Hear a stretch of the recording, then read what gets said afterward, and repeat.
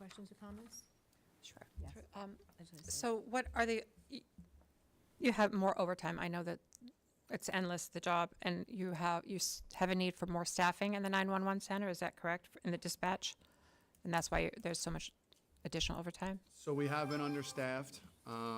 We just recently hired 2 dispatchers who will be in a training role for the next 6 to 8 months, approximately. So once they're cut loose and on their own, that should help with staffing shortages. So that should reduce overtime to some extent. But as existing dispatchers accrue seniority, they accrue additional time, which creates open shifts, which creates additional need for overtime as well. This year, we also had a unique circumstance where one of our dispatchers was on administrative leave, and that cost us about $30,000 in overtime that wasn't expected. So that situation has been resolved at this point, and that person is back to work. So we're hoping that will curtail the overtime moving forward. I'm not sure, to be honest with you, that the $100,000 will continue to last us throughout the rest of this year, and I think that's due to improper budgetary allocations for this year based on past experience, but we'll do our best. Yeah. So one more question. So you're foreseeing, I mean, if we're going to be starting our budgetary process a couple months, so you're foreseeing that an significant increase in the overtime line for next year to properly budget for this? Or you think hiring new employees will help alleviate it? No, I think that hiring new employees will help alleviate some of it, but I do see a significant increase in the request for that line for next year. Again, I'm not sure why, if you're year over year with, an overtime allocation of roughly $375,000 on average, and similar staffing, why you would only budget $200,000 for it is Yeah. a big question mark for me, That's what I was just going to say. Just Yeah, why that's was it- transparency, it should be Why was budgeted it for. Yeah. decreased this year? Why was there a decrease in that? So that happened before I started, Right, so I I don't understand. really have Right. the answer to No, that question. I don't either. I would like to know, I would like to know. Maybe we myself, can- but Maybe we can find out. yeah, Yeah. I'm not sure if that was Yeah, because you're requested saying- and not funded or not requested. Right, that's what we'd like to know, because we don't really see the requests, Yeah. so. Anyone else have any? Yeah, just a question through the chair to Diane and Michelle. Do we typically get, maybe not every month, we do get an overtime report, don't we, where we start bumping up? What committee does that come in? I've been looking at audit or personnel. We haven't had one in a couple of months from, I just looked at May and April. What's your percentage now, Commissioner, where are you now as far, through the We chair? started the year at $200,000 in our budget line. Yeah. And we are now at $28,007.42 remaining out of that Okay. budget line. And we're only in, and there's probably a lag on that, too. You might have already gone through that right now without the payroll. It's pretty close. All It right. might be one pay period behind, for Okay. example. Yeah, all right. Thank you. Anyone else? Still have a half year to go. Still have a half year to go. So that's why I said I don't know that the $100,000 will get us through the rest of the year. We're going to do our best to try to curb overtime, and hopefully we won't have the same personnel situations that we had in the beginning of the year that were a costly impact to that budget line. But, that's something that's unforeseen, and we don't really know whether situations like that will pop up again, right? We know next year you're going to request more. We know that's a fact. You can be assured of that, Right. yes, thank you. Exactly. Any other legislators, questions or comments? Anybody from the audience? Thank you, I think that's, thank you. Thank you. Okay, make a motion to approve the fund transfer for emergency services, the amount of $100,000. Do I have a second? Second. All in favor? Aye. Aye. Okay, Thank you, everybody. have a good night. Thanks for coming. Thank you. So 6 and 7 on our agenda is FYI, accident report and incident report to look over. These are confidential. Moving on to number 8 is other business. Seeing there's no other business, I make a motion to adjourn. Do I have a second? Second. All in favor? Aye. Aye. Nice, quick. Brief recess?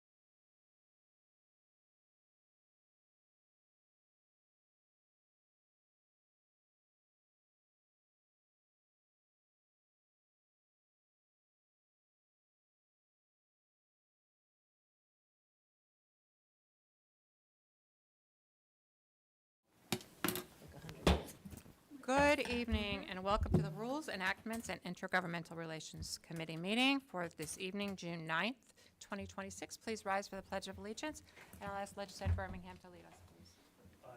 Allegiance to the flag of the United States of America and to the republic for which it stands, one nation under God, indivisible, with liberty and justice for all. Roll call, please. Here. Present. Present. Okay, number 3 on the agenda is a discussion and possible approval of a local law to amend Chapter 55, Section 55-12 of the Putnam County Code entitled Board of Ethics Establishment, Qualifications of Members, Appointment of Members, and Term of Office. This was something that was brought to us by Legislator Regan. I'll ask maybe for your submission of this particular item. Thank you, your Chair. little Yes. Summary. So we can Thank get you the very much. Discussion started. Yes, and thank you for the committee for bringing this up. And what we have here before us today is the result of our initial discussion and some, what I think is very positive input. Some changes that we see are redlined and the blue additions, which I think at this particular point now put in front of us a fair and balanced scenario for the appointments relating to the Ethics Board, and, yep, okay, including the specific designation of each seat, and then who that would be appointed by. And as a result of that, that solidifies the thought process that if for some reason seat 3, who was appointed by the county executive, resigns, moves out of the county, whatever the case may be, then the county executive would be the one who would have the opportunity to reappoint that particular seat for the duration of that term. Okay, thank you. You just kind of reordered. We did. We reordered the selections and then specifically identified each one numerically, signifying who had that nomination and would have that nomination should there be any absences before their term is expired. So, thank you. So I've done an extensive amount of research for other counties in Putnam County. I wanted to just kind of look and see what other counties were doing. And I found all across the board, you know, while many of them do have the same system that we do, where we have 5 members and they're all appointed by the county executive, and then they're approved by a simple majority of the legislature. Many of them don't have that.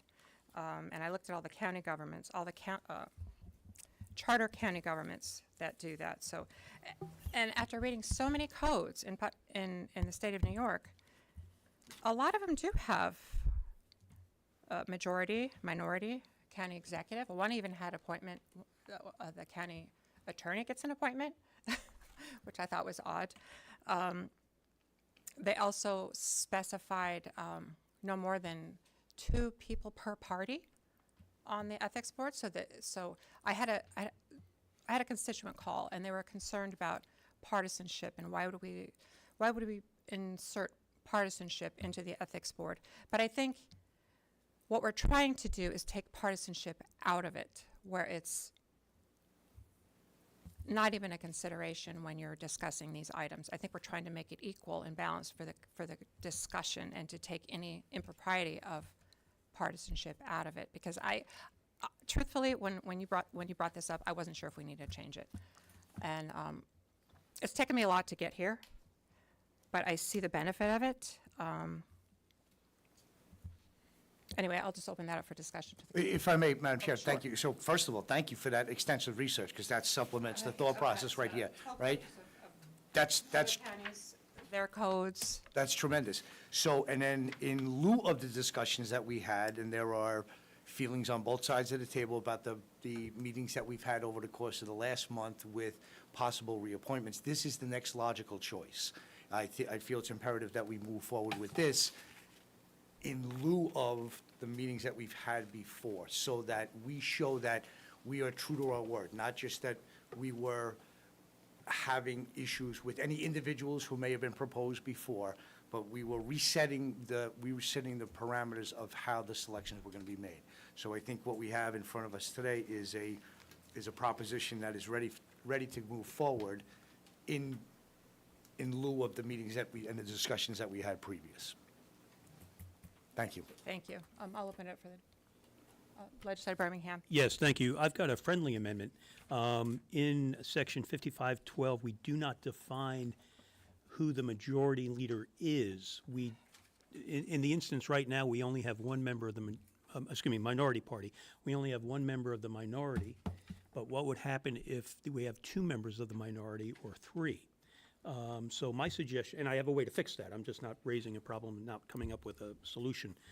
If you take a look at 50, in the blue and red portion, where it says in the paragraph A, 5512A, towards the bottom two-thirds of that paragraph, it says minority leader means the legislator who belongs to the political party that does not control the legislature and has the greatest number of voters.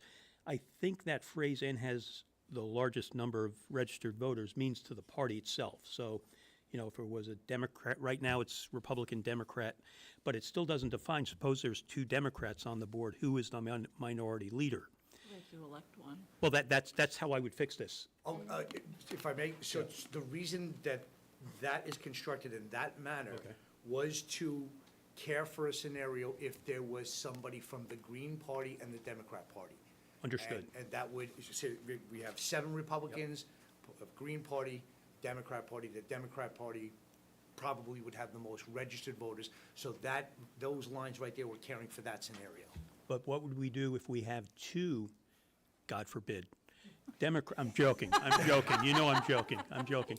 What would we do if we have two Democrats on get a this lot of work legislature? done. Which of those two are the minority leader? So we can extrapolate so many what-ifs, right? Because the easy one would be the senior person, the person who's been here the longest, but then what if they're in for the same amount of time, right?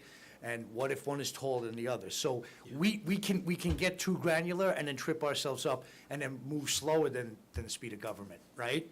But I think I have a solution Okay. to avoid the potential for a veto, quite frankly. Okay. Yeah, I think in the way I could solve it, or I'm suggesting to solve it, and I'm open to anything else, where it says minority leader means the legislator who belongs to the political party that does not control the legislature and has the greatest number of registered voters. You're right. The way it's written now, if we have a Democrat and a Green Party member, it's the Democrat, they have more registered voters. But if we have two Democrats or two Green Party members, I think we could solve that by saying the minority leader means that legislator approved by the majority members of the legislature belonging to the political party that does not control. So, in other words, that's my suggestion. Again, I'm not even moving it as an amendment at this time. I just want to put it out there because we could have two Democrats, or if conversely, we could have 7 Democrats and 2 Republicans. You have a question, Nancy? Or Bill? Yeah. Let me get to the committee first, and then, I'll wait. can I just put one more thing out there, just to throw another wrench in this, is another county has 2 from the county executive, 2 from the legislature, and 1 from the ethics board. The ethics board itself gets to choose a member, which I thought was interesting. Anyway, Legislator Montgomery. Just to tag on to what Chairman Birmingham was saying, I think that's easily solved with minority leader is implied that, just like the majority leader, it's implied that that minority leader is the minority leader and has been elected by Minority. the minority. So I don't know that you even need that. You could say elected minority leader, or then you'd have to say elected majority leader gets to choose. And then in the instance that the minority in that instance, whether there's 2 Republicans and 7 Democrats, if they don't get to, if they don't come to a consensus as to the minority leader is, that there just wouldn't be an appointment. And it would be in their interest, meaning the minority's interest, no matter what party they are, to, at least for the sake of appointing a member to the Board of Ethics, that they should get their act together, and meaning, whether it's 2 or 3 Republicans or 2 or 3 Democrats, they should, So I think maybe elected minority leader would solve that, adding, I don't know. it's simpler than mine, and I'm. There's a lot of words in yours. I'm up for simpler. But I think that's cared for because the word legislator is there. In other words, No. so the implication is that it is the elected person. I think she means elected, or elected among the minority, like, we all elected a chairman in January. And I was an elected legislator already, but we elected a chairman of the committee, of the Okay. legislature. I think, well, she just left, but I think that was Nancy's position. Left? Well, no, she's just, Out of- yeah. Not a protest, I hope. No, it's your attitude, Tom. No, I'm up for anything. I just want to tighten it up, and I'm all on board with what's going on here, but I just don't want there to be an excuse to kill it. And all of these members are subject to the confirmation of the full legislature. Correct. Indeed. So it might be, go back to the drawing board if the legislature doesn't agree with whoever's pick it is, so. Legislator Goldman. Thank you. Going back to what we were just discussing, 5512A, what is it, the second line? If the legislature is controlled, second sentence, the legislature is controlled by only one political party, the appointment shall instead be made by the leader of the largest non-controlling political party. So basically, if there's 9 Democrats or 9 Republicans, and there is no minority, we're giving the authority to a non-elected party to control this. I don't think that's right. Being an elected legislator and also being the chair of a political party, I would not want to be in a situation where I have to make that decision. And it's very partisan if you're going to do that, because you're the party leader, whatever party that might be, is not elected by, like I'm a party leader in the Republican Party. I'm not elected by Democrats, conservatives, any other political party that's out there. So I'm not representing Democrats, conservatives, working family. I'm representing the Republican Party as a party leader. So I would like to scratch that whole situation, because we should not make it a partisan situation, because that's making it partisan. Right at the current moment, if we had 9 Republicans and no Democrats, we're giving the chair of the Democrat Party a vote on who to put in this. That's not a smart idea at all. Madam Chair, if I can address, because as the proposal here is that to address exactly what you're talking about there. So in any given chair, Democrat or Republican, town or the county, that person is elected within that party to have that title in and of itself. So there is an election process for the party leader. And pertaining to the word you said there, that person doesn't have the control or the authority. What that individual would have the opportunity to do is to offer an appointment, which would then be approved by the legislature. So the words that were indicative of control and having that authority is not applicable. What we were saying here is we're trying to get words on paper that would identify who is the individual that is going to submit a name. And if that name is not approved by the full legislature, then that person doesn't get approved. It's helping identify an individual in a scenario, again, another what-if scenario. If there is absolutely unanimity amongst the legislator for political party purposes, the leader of the political party who is elected by those members, so we're giving, and let's just say it's the Republicans, let's say it's all Democrats here, the Republicans in Putnam County elect a county leader. And yes, we would be giving that individual the opportunity to submit a name, not the authority to put them on the board, not the authority to crown them. It would be the opportunity to say, here's a person that I think would be good on your ethics board. Thank you. Thank you, Madam Chair.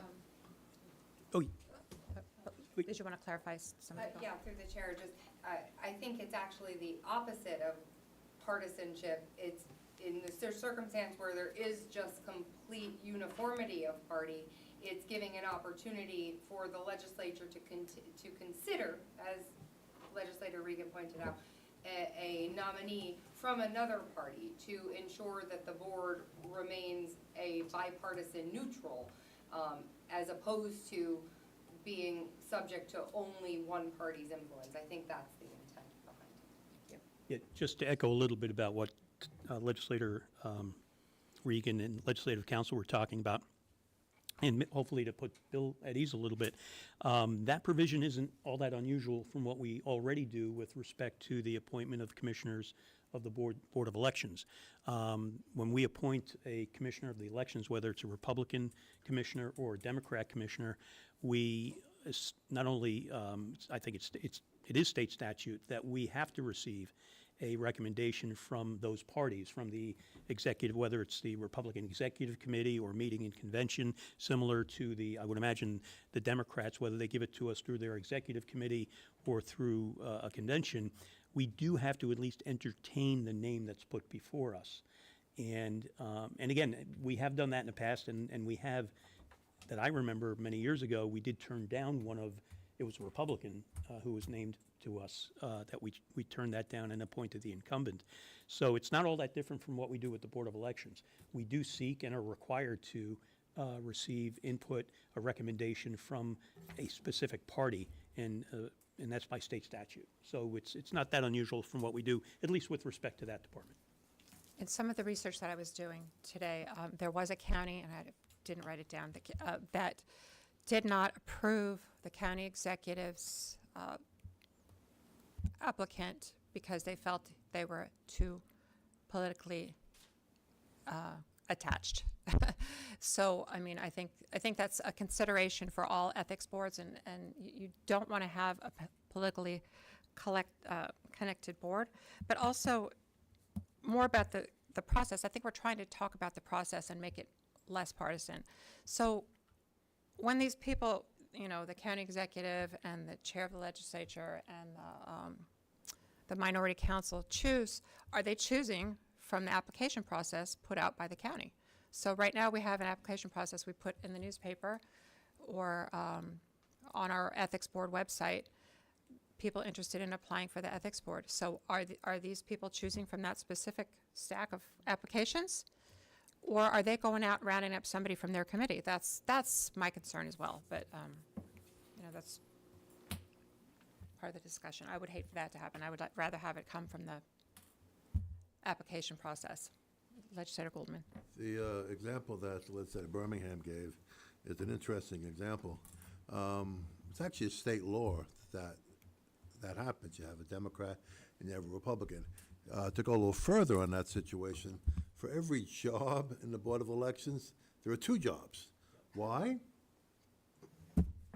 Because the Democrats don't trust the Republicans don't trust the Democrats, so there are two jobs. You got two people pressing the same paper, and that's a kind of a waste of a lot of money, but that's the reality of the state law. We're not a state law mandating this situation. Do we happen to know any other county that puts this into their ethics board? And if we do, what county is it? All right. You're speaking to the woman who did the research. What county is it? So Albany County, they have two chosen from the majority leader, one by the minority leader, and two by the county executive. They have a board of 5, just like we do. Yeah, but who does the party leader pick? Oh, the party leader you're talking about. Yeah, I understand this. The party leader, does any county have a party leader pick to, Well, they have, no, be part no. of their Party ethics leader board? I have not heard of, no, correct. Okay. It's a minority leader. Does council know any? As she said, it was the minority leader, and so that, it's the same sort of circumstance. This was a creation of the what-ifs and preparing for the reality that there are going to be circumstances where there is a completely unanimous board of one party. And how do you prepare for that sort of scenario? And making sure that the board remains fair. I mean, and that really is what the intention was. The intention here was to have balance, not only between the branches of government, but balance between the party and representation, so that if, God forbid, anyone should find themselves with an ethics violation, that they can feel confident that it isn't going to be politically motivated, that they're going to be given a fair shake.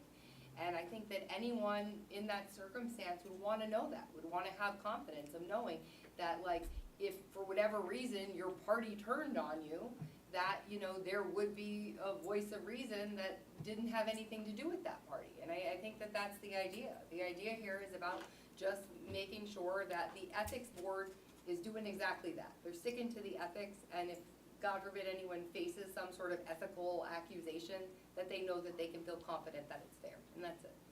My So I'm only wondering if- sticking point is having a non-elected legislator pick someone who's gonna be on the, well, non-elected person. But it pick isn't gonna someone to be be them on. picking, they're just gonna be putting up a nominee. Well, It would be the you same know, thing as Picking if, someone and putting it up is the but same thing. it isn't, because it's the legislature who picks. So if you don't like the suggestion, you don't vote for it. In fact, none of you have to vote for it. It's just a suggestion. It'd be the same thing as somebody coming up to you in, you know, Putt Valley and saying, you know what, I know a really good guy who might be good. You might consider this person. You know, they're not elected, and all they're doing is making a suggestion to you of someone who they thought would be good. So I would like to Madam Chair. suggest one thing, and this can be for discussion as well.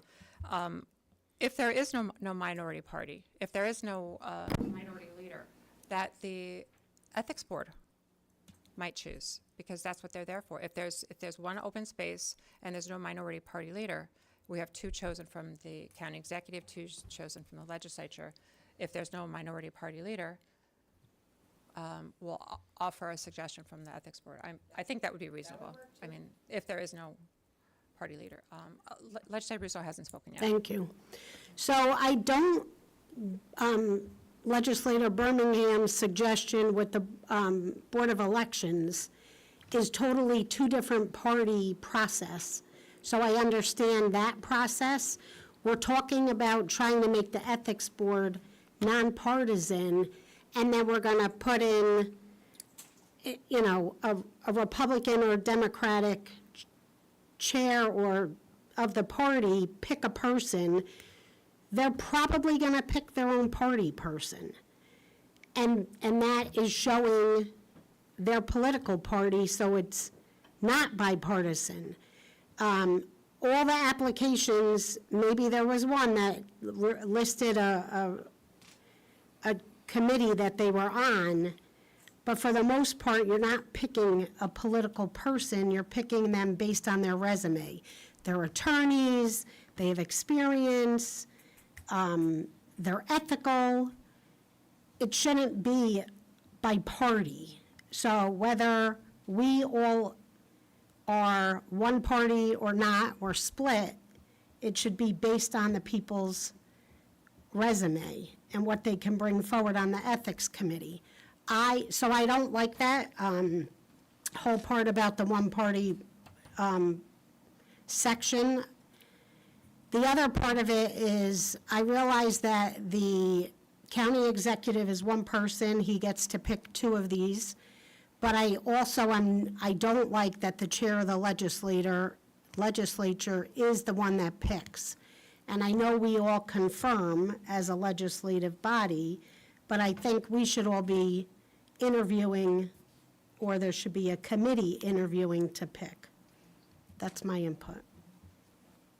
Yeah, Tommy did, yeah, you're right. Thank you, Chairman. I urge the committee to consider this. The list of what-ifs are infinite. But what we do know is right now is for the very foreseeable future, none of those what-ifs are going to be applicable in all likelihood in the next 2 years. Currently, we don't have a Board of Ethics Committee. As written, I submit to the committee that this proposal will do what we should be doing for our constituents. And we can extrapolate an infinite list of what-ifs and address and tack them on at a later time, but those scenarios do not exist right now. There will not be a party leader making a pick. There will not be a party leader who is elected making a pick in any time in the near future. Right now, as written, our elected officials will be proposing ethics members which will then be approved by the full legislature. So I urge the committee to move forward with the the proposition as written, and if amendments are needed later on, we certainly possess that opportunity. But right now, I'm going to urge the committee to please move forward as written. This doesn't have any negative effects. Those other scenarios we can tack on at a later time. It's not going to happen anytime soon. Legislator Birmingham. Yeah, I agree with Tommy. Let's not make the perfect the enemy of the good. In fact, we have a scenario, I'm just looking here at the county charter. We have a current scenario where in a couple of 6 weeks or so, Nancy and I have to put together the budgets for, or submit, I should say. Our staff puts the work in. We just recommend to the tentative budget for the legislature and the audit department. So we already have that system there. It's not defined as a minority leader. It's defined in our charter, very much the way it's defined in this proposed local law. So Legislator Regan's right. We could go on forever with scenarios, but I think I'll even withdraw my suggestion to define minority leader because I think it's sufficiently clear and it mirrors what we currently have in our charter. So, thank you. Thank you. We do, okay, go ahead, Legislator Goldman. At the end of this, what is it, H? The last sentence, coordinated by the Putnam County Clerk's Office. Has anyone asked the clerk if they're interested in doing this? I would suggest we do confidential secretary of the Ethics Board. Which part is that? Who, did anyone ask the clerk if they're interested in doing this? No, put it together? I asked him if he was interested. No, I failed to have that conversation with him. So instead of putting this in there, I'd like to change it and say confidential secretary of Ethics Board. Are you making an amendment? Yes. So you're changing Section H, a referral shall be coordinated by, let's see, the county's Ethic Board shall be requested by the Board of Ethics, and such referral shall be coordinated by the Putnam County Clerk's Office. Does I that made a make motion. sense? but there's no second. I've been waiting a while.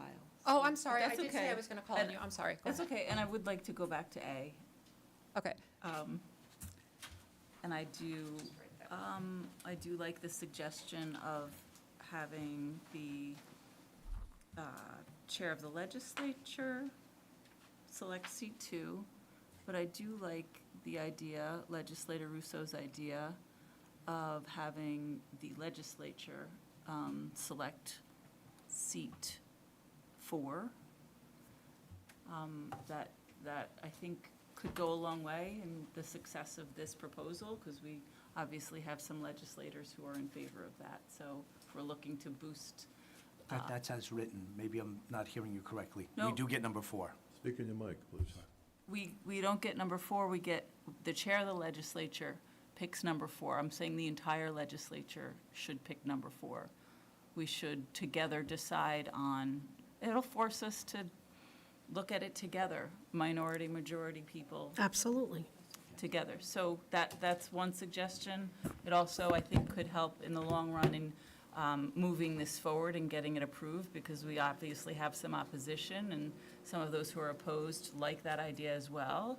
And I think it's interesting that other legislators think that this is inserting partisanship. I mean, throughout the charter, we have majority and minority leaders to make it fair.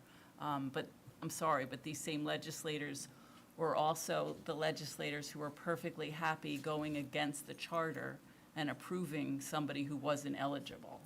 So- Through the chair, I can't, because the question is posed towards me. We can't agree on a sentence here. We're going to. But and you want us to agree on a nomination of which we get to vote. approve? We call the vote.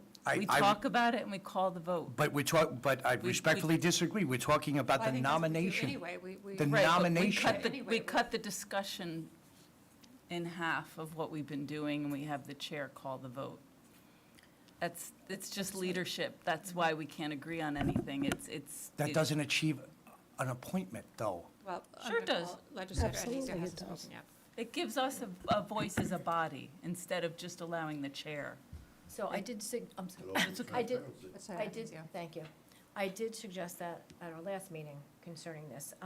As I stated several years ago, when we chose our legislative attorney, that's how we did it. The only way this would work, if we would have to go into executive session. We'd have to have, you know what I'm saying, it can't be out on the floor, and then we'd have to come out and vote. But we'd have to go in executive session to go over the nominees, who we would want. The other question is that, who is the confidential secretary right now of the Ethics Board? Because, Bill, you suggested. There is no ethics board. Well, They have it, Who is the we have an secretary? ethics board, we just have, we're down a member. But it's, who- I won't name, It's- if I could, I won't There is a name, confidential secretary? well, I won't Correct. name the name. There is a confidential Yes, there secretary, is. yes. Yes. Okay, so I don't know who that is. Okay. It's the person who sends us the No, I- financial disclosure Oh, okay. reports that we get every year. Yeah. It's that same person. And we do have an ethics board. I mean, if you read the county charter, it does say that a board of ethics member shall serve until his or her successor has been appointed. Even if their term is up? I'm talking out of order, but the chair, if their term They is up? shall though? serve until his or her successor has been appointed. That's in our county charter. So obviously, if someone has passed away, they certainly can't serve, but someone who's submitted their resignation serves until their successor is appointed. Can I ask our legislative counsel, I just want to ask on that, is that, What was the question? Heather, so Legislative Sage was saying that if they're still serving until a successor is appointed, is that true? Yes. Even if their term is up? Even if their term is up, they're serving until someone new is Oh. appointed, because there can't be like, just left a vacancy. Can't be by- left absent vacant. to death or It's something. just like, Oh, why then isn't it's- this, why in the It's like- charter? it's considered a holdover term. Right, okay. But yeah. if I may, it proves the point that this person who was elected to be on a political committee, you can't just quit that committee. There's a process. You have to serve until your term is up, or somebody else carries a petition. I don't know who had their hand up Bill first. did, go ahead. Bill? Bill Goldman. I'd like to make a motion to change number 4, instead of saying chair of the legislature, suggesting exactly what legislator Adenizio said last meeting, and what legislator Montgomery just said, say the body as a whole. So, The C4 shall be selected by the legislature. yeah, not chair. I'll second that. It's progress, Okay. Tommy.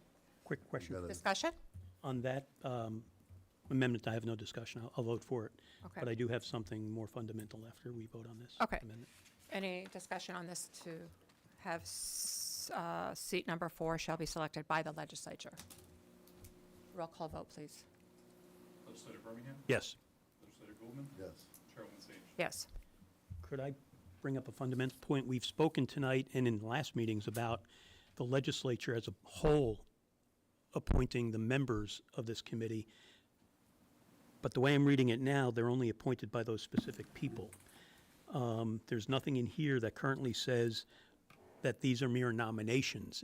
It says specifically, Chair 1 shall be appointed or selected by the county executive, Chair 2 shall be by the chair of the legislature, Chair 3 by the minority leader, Chair 4 now by the legislature, Chair 5 by the minority leader, or the county executive is Chair 3, I'm sorry.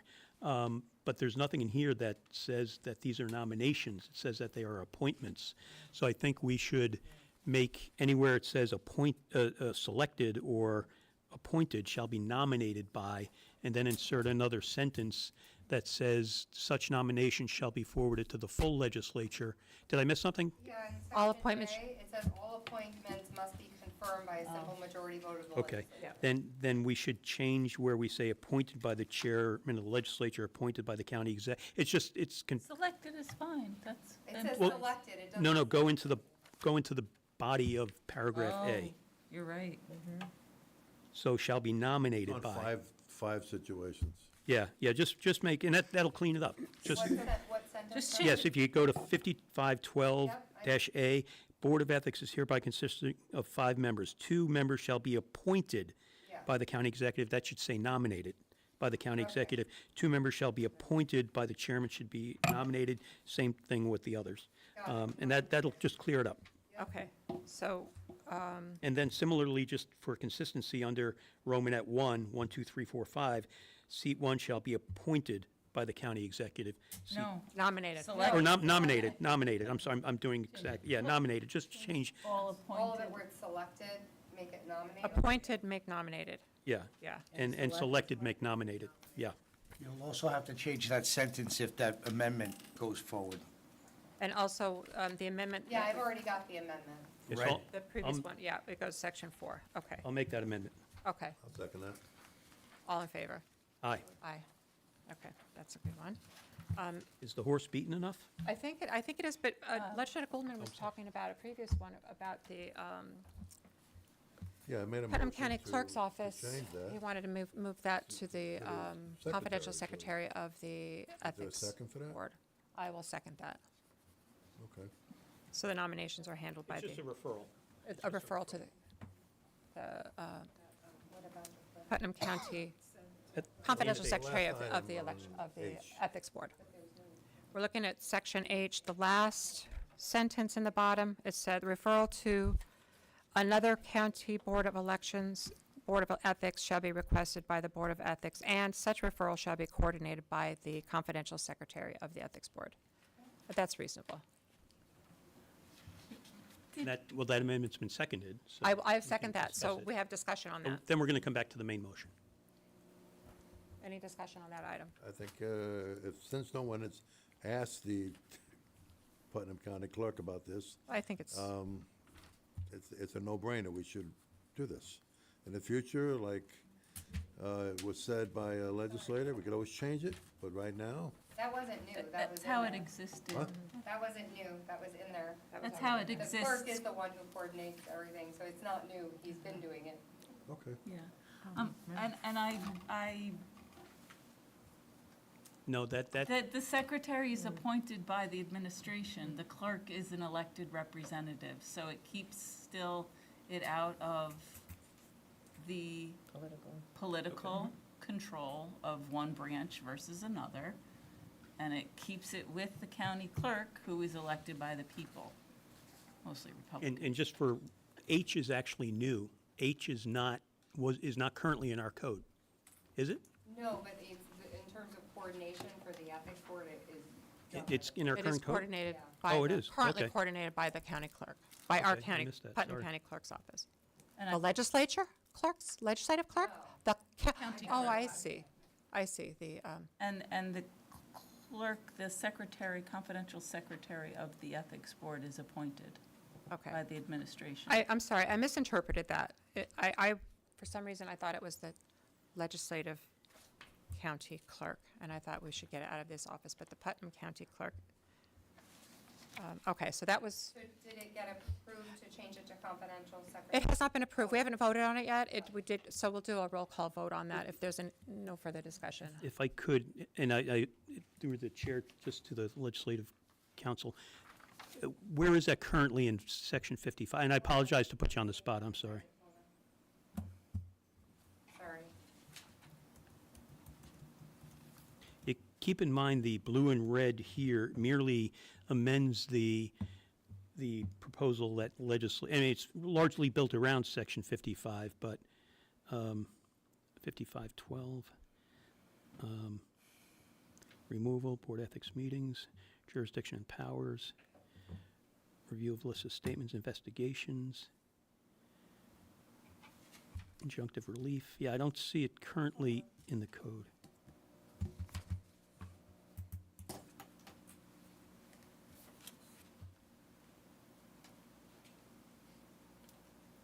Yeah, should stay like that.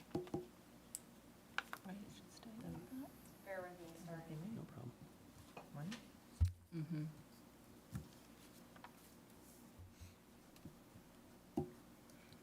So what do you think it should go through confidential?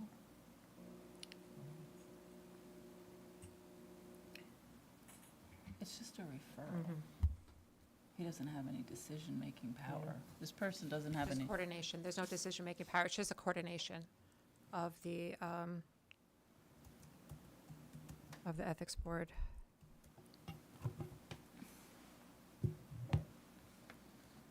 And this section H is also talking about any hearing must be heard before and voted on by the entire Board of Ethics by a majority vote. It's talking about the hearings that are held, and if there's a conflict, it will go out to an outside. And Chair, if I may, while Outside. she's looking for that, just to point out why that distinction, I think, is important for us to just stop and talk about for a second. A referral to another county board of ethics shall be requested by the Board of Ethics, and such referrals should be coordinated by the Putnam County Clerk's Office. So the coordination, it would be significant in as much as that if there was a question, and then, They need outside. yeah, but here's the thing. And the independence of the county clerk's office, and in particular, I withdraw that last sentence, the coordination of the county clerk's office would be important because no inference could then be drawn, well, of course you went in one direction because there's a Democratic-controlled operation down there. Or of course you went there, or of course you went there. So the coordination of where it's going to go and who it's going to go, I think best is served as written under this proposition. Okay. I mean, that makes sense. Confidential secretary of the ethics board, I'm not familiar with that and how that would work. I mean, I'm ready to vote on this when we get that wording or the I mean, section of the code. I don't need to know the answer to that to vote on it, so I just was curious. Realize that the red line we're redlining against isn't against the existing code. It's against the red line against the original proposal that was submitted last month. Right. So that's just my only point. H doesn't appear in the current code at all. H is new. Yeah, H is new, in its entirety. So there's, Madam Chair, if I could call the question, it's a motion on the chair. Yep. On the table, I'll call the question on that. I did second it, but I'm happy to keep it the way it is unless it might cause a problem. And again, I want to try and avoid impediments to getting this done. Right, okay. So we'll do a roll call vote on that, Okay. that potential amendment To to change it to the. executive, or to the, executive secretary or similarly named So a position. yes vote will change it to the Secretary of the Ethics secretary. A Board. no vote will keep it at the Putnam Right, County yep. Clerk's Office. Okay. Legislator Birmingham? Yes, Legislator Goldman? Yes. Chairwoman Sage? No. okay. Now we're back to the large motion, Madam Chair. Okay, so you called the question on the. I just called a question on the Entire amendment, on the amendment, On and the we just voted on that. Now we're back to the original Okay, so now we're back question. to the original Yes. question. I don't know if there's any further discussion There is on this. there is a question, Chairwoman. So based on amendments that were made, have we amended 5512A, second line, where it says 2 members shall be appointed by the chairman, which is now changed to nominated. Okay, we changed to nominated, but it should be 1. Right. If, You're right. I'm sorry, I'll make where a, are you now? I'll make a Okay. motion, I'm- I'll do it right now. I'll do it quick. you got it, you explain it. Okay, it's the way it reads, the way I'd like it to read in What's that? 5512, paragraph A. And this is how I want it to read. A Board of Ethics is hereby created consisting of 5 members. 2 members shall be nominated by the county executive. 1 member shall be nominated by the chair of the legislature, and 1 member shall be nominated by the minority leader of the legislature, and 1 member shall be nominated by the entire legislature. Okay. I'll second that amendment. But didn't we just change the thing? No, we changed that in a separate area. We didn't change it in this section. Okay. We changed it in the other areas, so this Well, is just we should cleaning up change it this copy. everywhere, yeah. Yep. That's, Tommy, that's what you wanted to have done? Well, I think it had to be done based. Indeed, indeed. Based on the amendment. Indeed, yes, Right. it's, So now it's that's been- consistent. That's If you been asked me a made question, and no, I wish we seconded. didn't make Amendment to 4, which then drove this other question, but as long as we So did, it let's didn't. move on. We've made that motion, we've seconded that motion. Further discussion on that, we're just cleaning it up. I'll call the question on that amendment so we can move along. So roll call on that. Legislator Birmingham? Yes. Legislator Goldman? Yes. Chairwoman Sage? Yes. Okay, now, again, we've made these amendments, and we are back to the original question. I think we've discussed this quite a bit, and we have a lot going on tonight. I might just call the question on the I whole. have one. Okay, Legislator Montgomery, I'll let you just get the last word in here. English major change. I think D in section, 5512D No board of ethics member shall hold office in a political party or be employed or act as a lobbyist or hold elective. Like I can choose it's elected, not ELECTED, right? Not elective. Sure. I'll make that amendment. I'll commit to elect, elected. unless I could choose which office I want to serve in. It could be, but I can't, so it shouldn't be. Or hold elected office. Beaver catcher. So you made that Hold motion, and I'll second that. Hold and elected. Oh, she's going even farther with this. Jeez, is it farther or further? Elected, Yeah, Did anybody second the motion? I'll second maybe that. elected, isn't it? Okay. All in favor? Aye. Elected? Aye. Good catch. Okay. All right. I will call the question on the rest of the document. I think we've discussed this for quite a bit. I have plenty of copies, and I will make a motion to pass this document with the amended changes. Do I have a second? I'll second. I'll ask for a roll call vote. Legislator Birmingham, Yes. Legislator Blumer, I do have some issues with what I discussed before with 5512A, but I'm going to vote yes and pass this on to the full legislature. Aye. Aye, sorry. I jumped the gun. Okay, I'm just ready to get on with the next. Thank you. Okay, so this will go to the full. Oh, we didn't have. I'm sorry, I didn't ask for, No, I wanted you to vote, but can I just say? absolutely, we would like to hear from our constituency, the public. That happened, that's why I didn't want to say anything. Okay, sure. And introduce yourself for all. Really, but the question came up on that the volunteers who are on the ethics board hold that until their successor is appointed. How do you enforce that? If I'm a volunteer, I just walk away, right? So my question was, currently it shows on the website that there's only 2 board members. I don't know, as a member of the public, when they stepped down, when they decided to not, when, in other instances, right? Like, When I they- can't see that. I can also see that from the public's perspective, Board of Ethics has not met. There's no minutes online, there's no reports to the legislature that I can see past 2023. The 2023 annual report to the legislature links to a budget document, which is completely unrelated. So how, like, it's great that it's in there, that it says they have to, but how do you force a volunteer to continue to do something they want to quit? That's, But we can't. no, we We can't. So, It's a like, legislative, If it says that there, I think that's just something to consider or throw in the garbage. But it has no teeth to it, because if I say I quit all of my volunteer things in Putnam County, you can't compel that. So Right. as a consideration to take into account for whatever you want, but from what I see. Come there's only sit 2 here. board members, that board has not been active, and I can't find anything. I have an answer to that, if I could. sure. Yeah, you're talking about paragraph F. A Board of Ethics member shall serve until his or her successor has been appointed. And you're absolutely right, we can't force somebody who has resigned. However, I think this would come in handy if somebody's term has expired. And in that case, we haven't gotten our act together, rarely as it might be, and not appointed that successor or reappointed that person.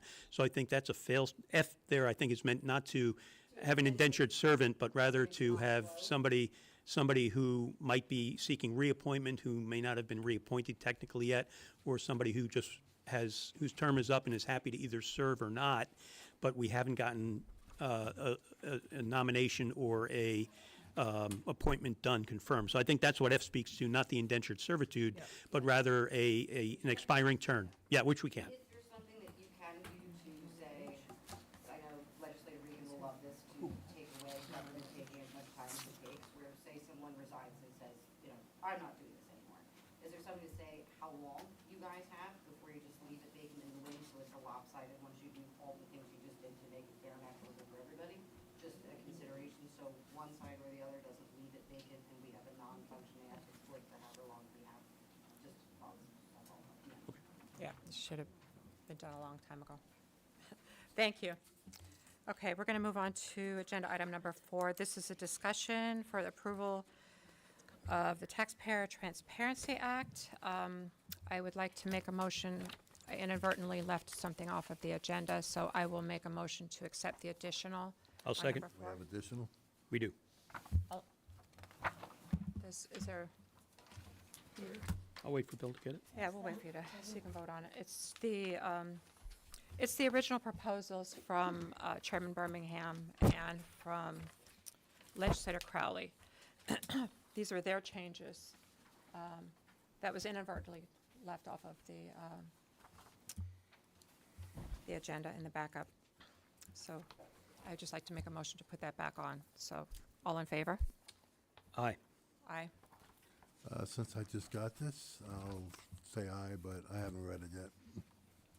This has been in our boxes for the past 2 months. Okay, well, I'm not sure. I just got this now. I'm not sure what it is. I'm not challenging you, I'm just letting you know where it came from. Okay, thank you. It's not new. Okay, so we're gonna have a discussion on, agenda item number 4. This is Taxpayer Transparency Act. We did discuss this, and it didn't pass previously, so we're adding it on again with some changes. We also have 3 versions here. We do. Why don't we, if I could make a suggestion, that we work off of the one that's already been in our The ones mail. that have been in our box. Yes, there's a proposal from Legislator Regan dated 5/22/26. Yep. And there's also, I think is that the one, the main question we're working on? That's the newest. Okay, so and- why don't we work off of that, and then to the extent, and I do have an amendment or two, but to the extent there are any amendments, we just append them off of that. Okay, so if we So we have start a with base the newest document. version and Yeah. then backtrack to the previous versions. Yep.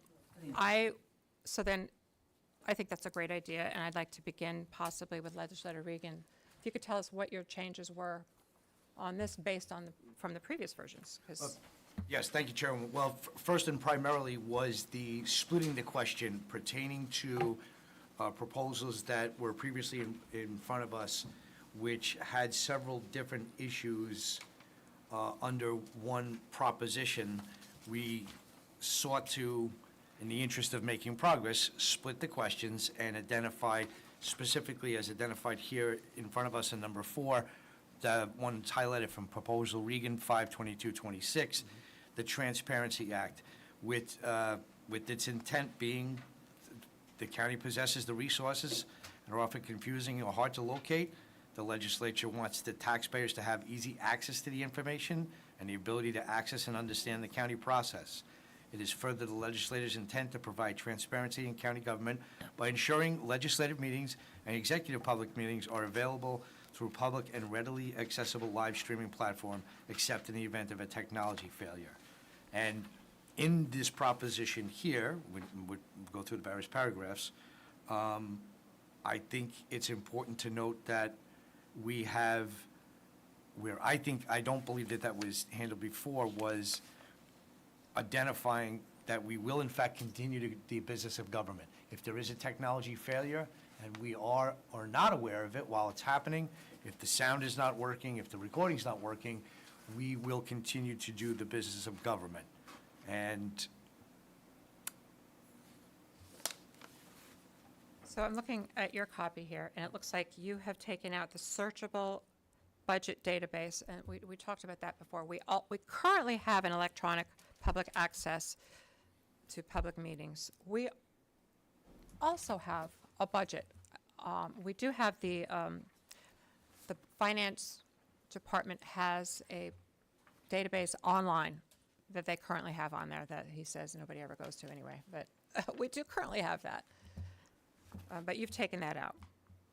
that has been separated, which will be item number 5. And on our agenda, right, that specific, item number 5 will address the issues what I thought were with the searchable database that we wanted to make sure that was there, and specifically identifying that the county, thereby being the executive, shall appoint, could have the IT department or any other appropriate organization maintain a publicly available website. Previous version had identified the Commissioner of Finance as the one responsible for that. However, if I may, because we said that is item number 5, and we're discussing item Let's number. stick to 4. Right, we're sticking to 4, right? 4 is pertaining to live streaming, for the most part, for us in the legislature as well as the county executive. One, two, three.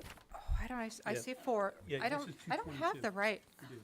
This is, We- yes, this is just as, if I could through the chair, Chapter 222, which is item 4, and this was based, essentially, Legislator Russo had put together a comprehensive bill which dealt with a lot of things. Your intent here, Tom, with 4 and 5 is to address what, and I don't, I'm asking, I'm not putting words in your mouth, to address what you thought might have been a very more comprehensive than,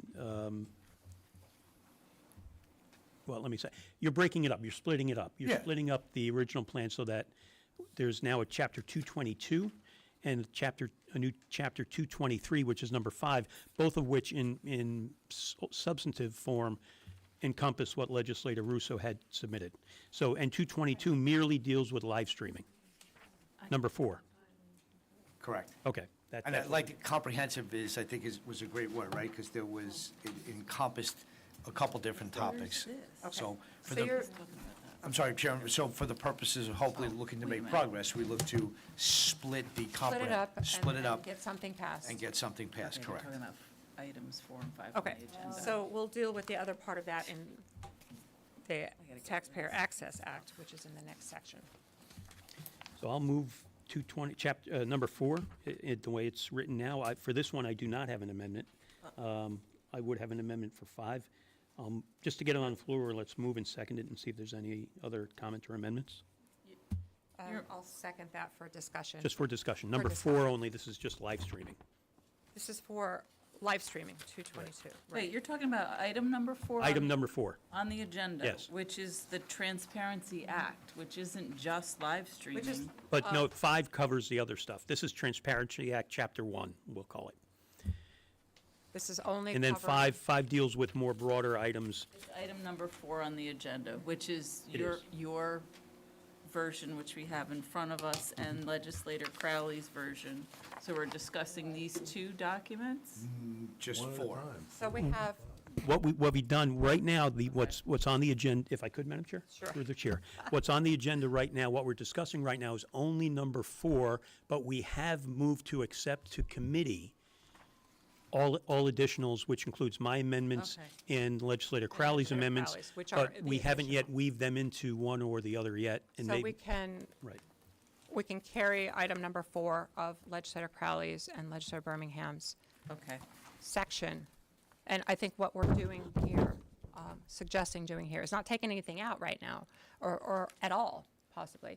We're just splitting it.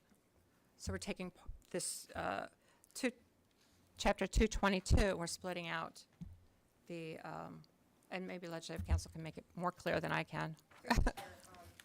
Legislator Montgomery, all he did was split the question. Okay. It was a compound proposal, and he split the question, so that, for example, if you supported live streaming, but you didn't support the budget, you had the ability to pass something without major amendment. You could address each section as a question in and of itself. That's Thank the- you. Okay. Legislator Goldman. Thank you, Chairwoman. So basically, what we're being told that this is the same exact thing as the previous one, except we're leaving out searchable budget, database, website. That's in the- Or has nothing to do with that. That's going Yes? to be in the next. Okay, but so based on number 4, it's the same as it was before? No, Yes? no. Well, what's the difference? If I- Please explain. I could attempt to explain.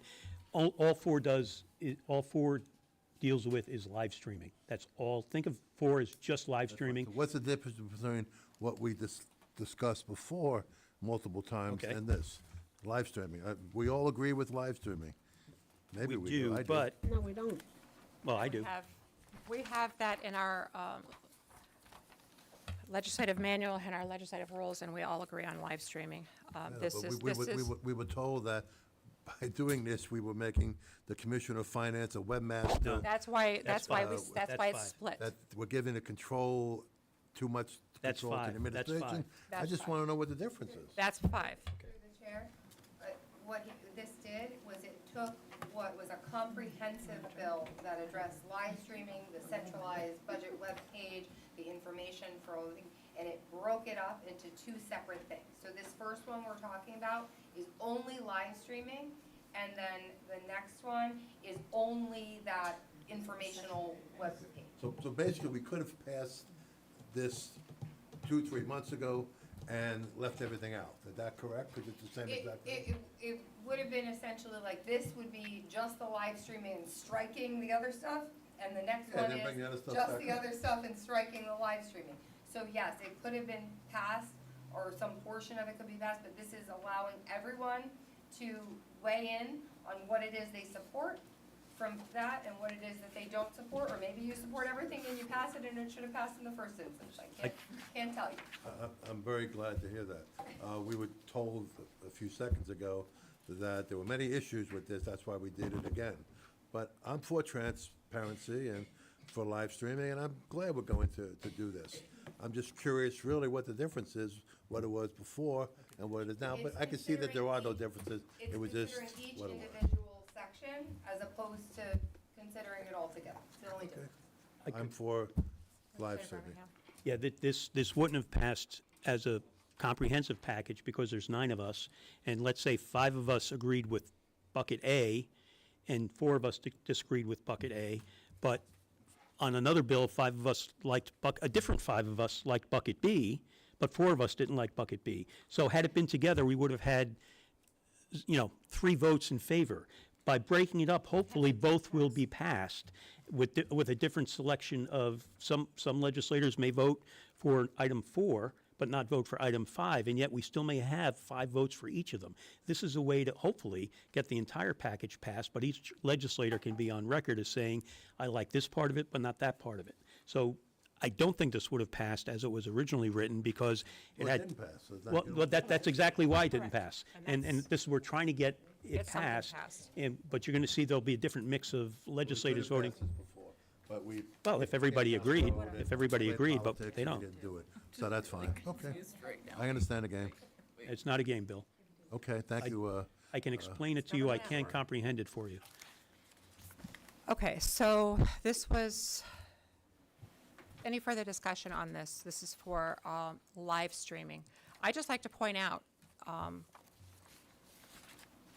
a section that I had a little hand in is whenever practicable. We actually had this happen at a meeting just recently. We're looking at live streaming at section C, where it says wherever practicable.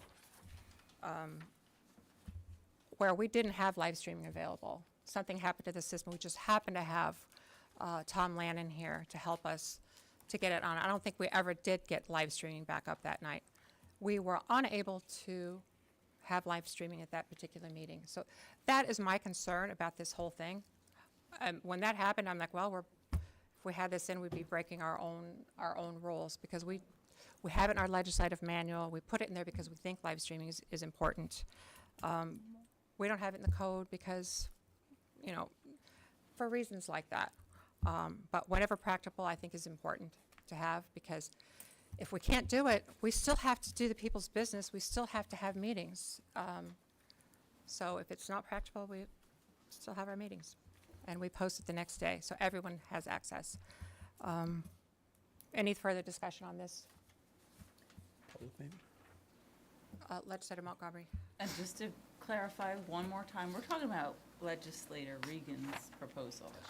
Okay, Number 4. That's where the confusion for me was. Okay. Correct. Number Anyone 4. from the public No, have- But Oh, I'm sorry. I still have, Sure. so, and I keep hearing legislators say, I support transparency. I don't think there's any legislator that's been elected here that doesn't support transparency. You've heard my concerns about this, and my concern with this simplified section of it now is that the implementation itself. How do we implement it? And why does it say 222-3, electronic public access to meetings and information? It says the Putnam County Legislature shall make all meetings of the legislature available. But then in section C, it says, public hearings by the county executive whenever practicable. Well, this also has practical, if you read that, continue reading that sentence, it does say whenever practical at the end of that sentence that you just read on section A.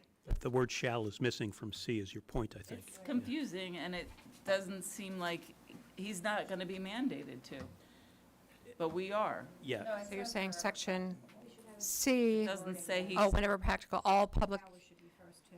hearings held by the county executive The of the county charter executive. shall be available for public viewing and live stream. So it does. Well, maybe C should start, if I think, I know where Nancy's going, C should start with the following phrase: "The county executive shall make all public hearings held by him pursuant to 3.04B of the county charter available for public viewing by live stream wherever practicable." Was that? So it's just this, the same, It says shall be available It for does public viewing by live stream, it just has whenever practical. But- it's just got one first The and one shall second. is still there. But It's it, just a- but it doesn't put a mandate on the county executive. There's no active, It does, it says shall be available.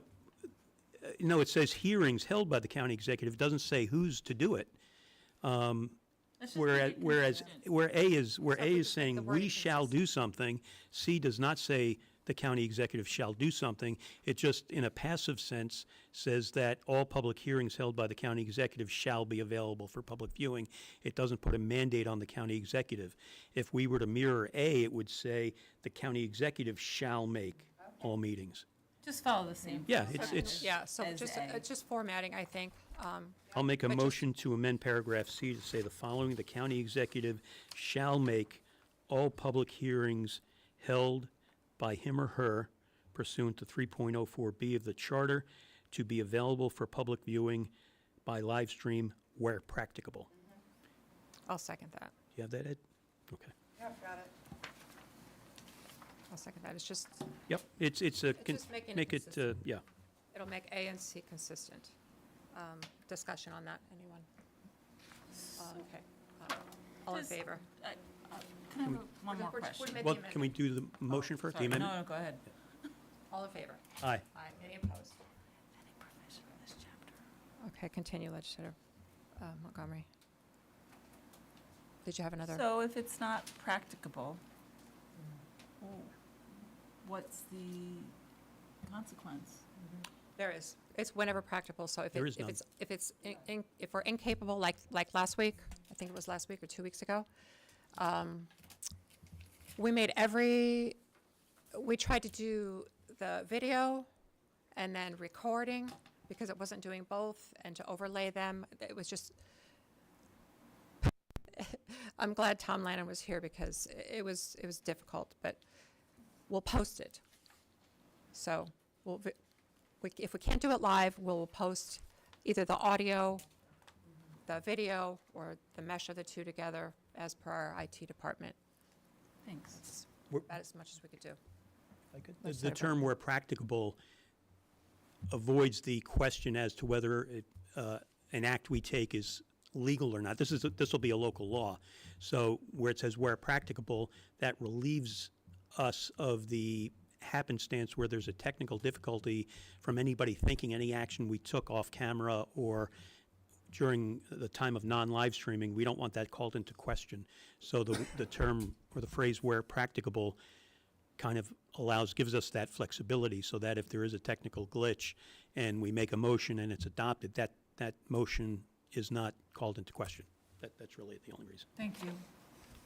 Understood. Any further discussion on this? Any comments from the public?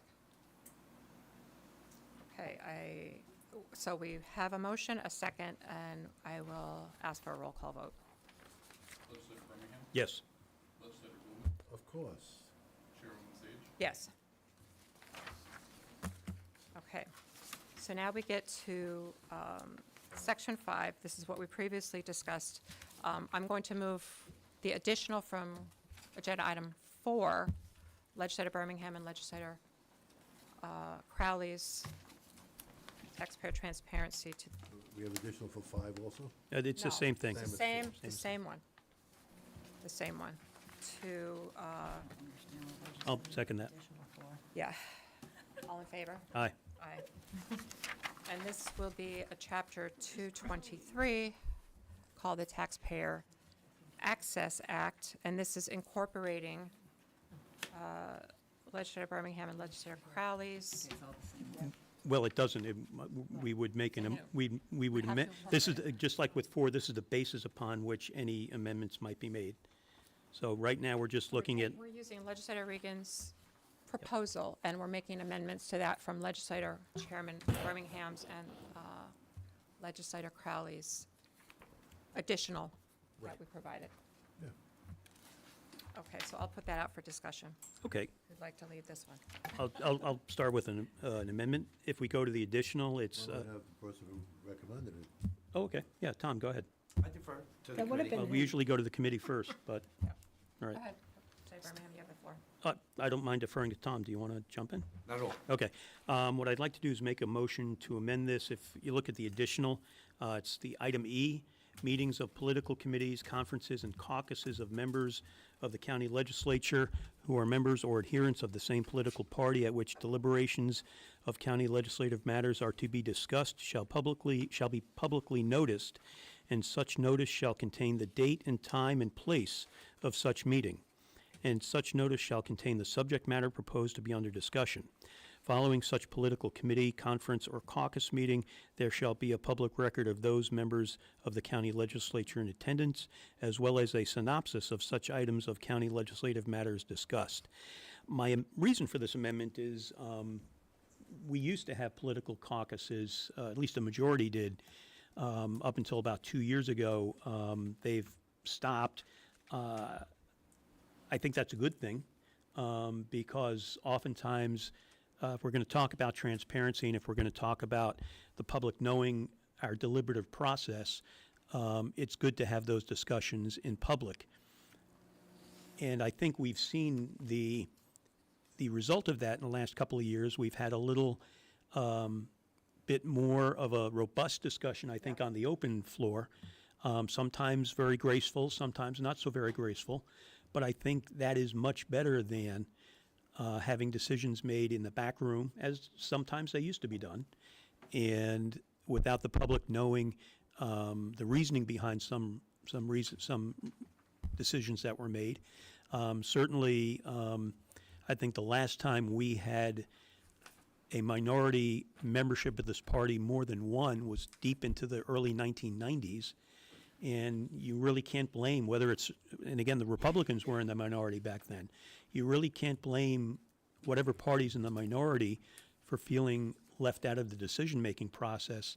If there's a caucus held, whether it's before a legislative meeting or at any other time, and matters of public discussion are decided, quite frankly, behind closed doors, and then we come out and a motion's put on the table, and it's a 2-minute discussion. It all looks very nice and tidy, and we might have a 5-4 vote, 5 Democrats, 4 Republicans. I've seen that in the past. We've seen a lot of 8-1 votes. We've seen 6-3 votes. But oftentimes those votes happen quickly without public input, or at least without public knowledge of how those decisions were made. And we can't tell. There's something known as the First Amendment and the right to assemble, and we can't tell members of any political party that they can't assemble, and that's not what this does, my amendment. It just says if they are going to meet, again, whether it's a majority party or even a minority party, if they're going to meet with the purpose of caucusing to discuss county business, the public should know where it's going to be held, what time it's going to be held, and what's going to be discussed. Not to know, and who attended, but not to know necessarily, I think, the discussion that's had, but at least that there was a political caucus held. It's my hope that this amendment will be a discouragement to those backroom discussions, because right now we don't have any impediment to that, other than, for whatever reason, the last 2 years we haven't had one. So that's the spirit in which this is made, this amendment. And yes, our meetings are a bit longer. They're a bit, sometimes we do go to 11 o'clock at night. But I think the extra time being spent in front of the public making those decisions, and the public knowing the reasoning behind our decisions, is well worth the extra time. And that's the spirit in which I'm making this motion to amend, and so I'll make that motion. I do know it needs a second, and So you're adding this to wherever we want to put it in 223. I will second that. We have discussion on that, legislator. Thank you, legislator. It's a great idea, a great concept, but this thing is dated May 6th, and I just received it today. We just noticed this. Has this been published online yet, this amendment that was dated May 6th? Yes, you've had, It's been online? this Yeah. has been out there. Is this online for public to see this? It's been on backup Yeah. for. This is the dated amendments. the 6th. That was just my memo saying that I left it off unintentionally. Okay, when was this published? It's been to the rules It's been committee since Yeah. the full, since we voted it down at the full. It was discussed at the full, I know that. Okay, yeah, I know that, but I'm seeing a date on this, and then I see another date here, January Okay, so 29th. Legislator Birmingham So has his does copy, the if you look at it. public know that we're going to be discussing this tonight? If we want to talk about not having backroom deals, not having, increasing transparency and things of that nature, but if the public didn't know we were voting on this, why are we voting on this now? I would say table this until next meeting, tell the public that we're going to be discussing this, so we could have more than 2 people in the room if they have any questions. It increases transparency, and it increases, I'm happy to table. doesn't have backroom deals on this. I'm happy to table item number 5. You made a motion to I table? make a motion to do that. I'll second that. Thank you. All in favor? Aye. All right, okay. Moving on to agenda item number 6. Discussion. Yep. Agenda item number 6 is a discussion approval for the reallocation of the ARPA funding for the Stabilization Center to county-wide paving projects. I'll second your motion to discuss. Okay. Or, yeah, No, I don't think we need to. okay, just, This is just, I'm just opening up the discussion. I do have, I think we've discussed this. The county executive has sent this down to us. He would like us, and I think nobody wants to lose the funding on this. We've been very diligent about this at the legislature. I have a couple of additional, we just received the canceled contract that was signed by the county executive June 8th. Yesterday, we received that. So I would like to recognize that in this resolution that we have in front of us and make, maybe add a whereas that states, whereas on June 8th, the county executive executed a termination for convenience agreement between the Putnam County and People USA, and the legislature subsequently received the full executed agreement from the administration documenting the mutual termination of the contract. I'll second I'd that. like to add that wording so that we have that on record, that we did receive the contract. Question, I'll second that motion for a question. So, Madam Chair, are you asking that to be put into the resolution to make clear and to give clarity to, as to when the contract was finally terminated by the county? And, one party had signed it about a month ago, and the county executive just signed it yesterday. So up until now, in our view, or my view anyway, as a legislator, and pursuant to Article 3, Section 3.02G, that's when the contract was terminated yesterday. Is that the spirit of your That is the amendment? spirit of it. Thank It's you. my understanding from the county law department that the only person who can cancel a contract is the county executive. And I think we had these discussions previously about what to do with the ARPA funds pending the contract canceling. And we just received that yesterday. So I want to make that clear in this resolution. So that was, any further discussion on adding that whereas? Legislator Goldman. I'd like to ask counsel, on this thing, it clearly says, has not June 1st, 2026.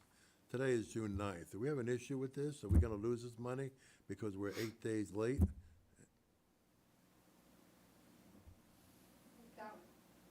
June 1st is irrelevant. It's an agreed-upon date between the county and The deadline contract. People USA has nothing to do with ARPA, and it's irrelevant, and I would recommend actually striking that June 1st from the resolution as well.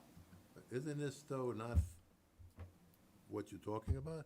Isn't this the relocation of, to But the put it reason into a for paving project? the reason for the reallocation, I think it has to be clear.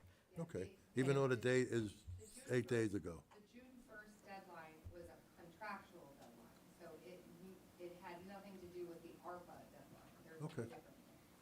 All right. Thank you. Any further discussion from you? On this amendment. Yep. Open it up to Legislator Montgomery. Not on that amendment. Okay. No. Okay, so we'll, Maybe the public on this amendment? any public have any discussion on this particular amendment? Any other legislators? Okay, I guess a roll call vote on the addition of the whereas, as discussed. I think you should add to the amendment. We will. Okay, just do that. We'll get this one on. Legislator Birmingham. Yes. Legislator Goldman. Yes. Chairwoman Sage. Yes. Okay. So with, Could you read the amendment? I will. Whereas on June 8th, 2026, the county executive executed a termination for convenience agreement between Putnam County and People USA, and the legislature subsequently received the full executed agreement from the administration documenting the mutual termination of the contract.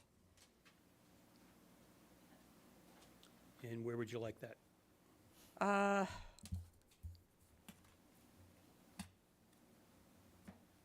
I may, Simon? As to placement? Placement is regarding the U.S. Treasury. Where are you reading this? Here. The county executives. Might I suggest we add it before the recital that begins, the administration requests that the remaining $2.147 million be reallocated to ARPA.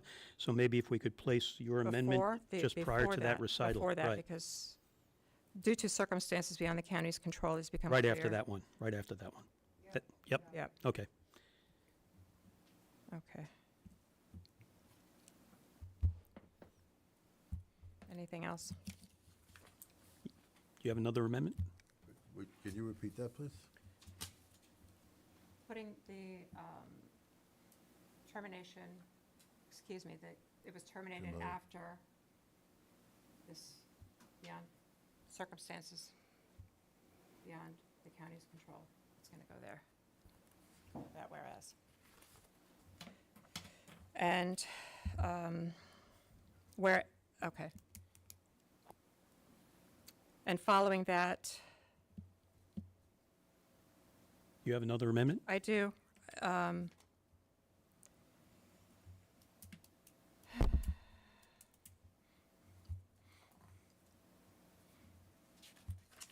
think it's right there, isn't it? It's right here. Yeah, I wanted to add after that, whereas upon receipt of the fully executed termination for convenience agreement and the administration's request that the remaining ARPA funds associated with the stabilization project be reallocated to other ARPA-eligible projects. Where are That's, you reading that from? that's following that. I have some notes following this. I'll second that. That's following the one that we just did. Can you All in say favor? it again? Whereas on June 8th,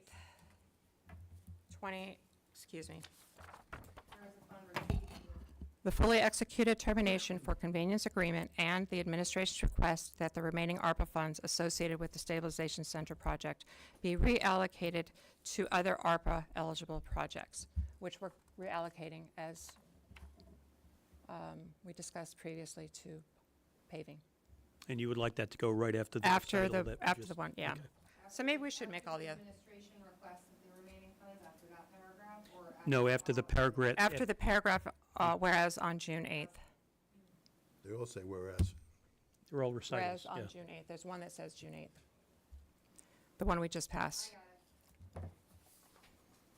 Okay, and then, so then it goes into talking about, from the county executives, it talks about the remaining funds, Should we for vote on that 2.1 amendment? million. Should we, Should we put that in? Okay, we'll clarify it. We'll make it, we'll go one whereas at a time. I don't have any discussion. It's been moved and seconded. I don't have any discussion on that. So you might want to see if anybody Okay. else does. All in favor? Aye. Aye. Okay, so we're adding that.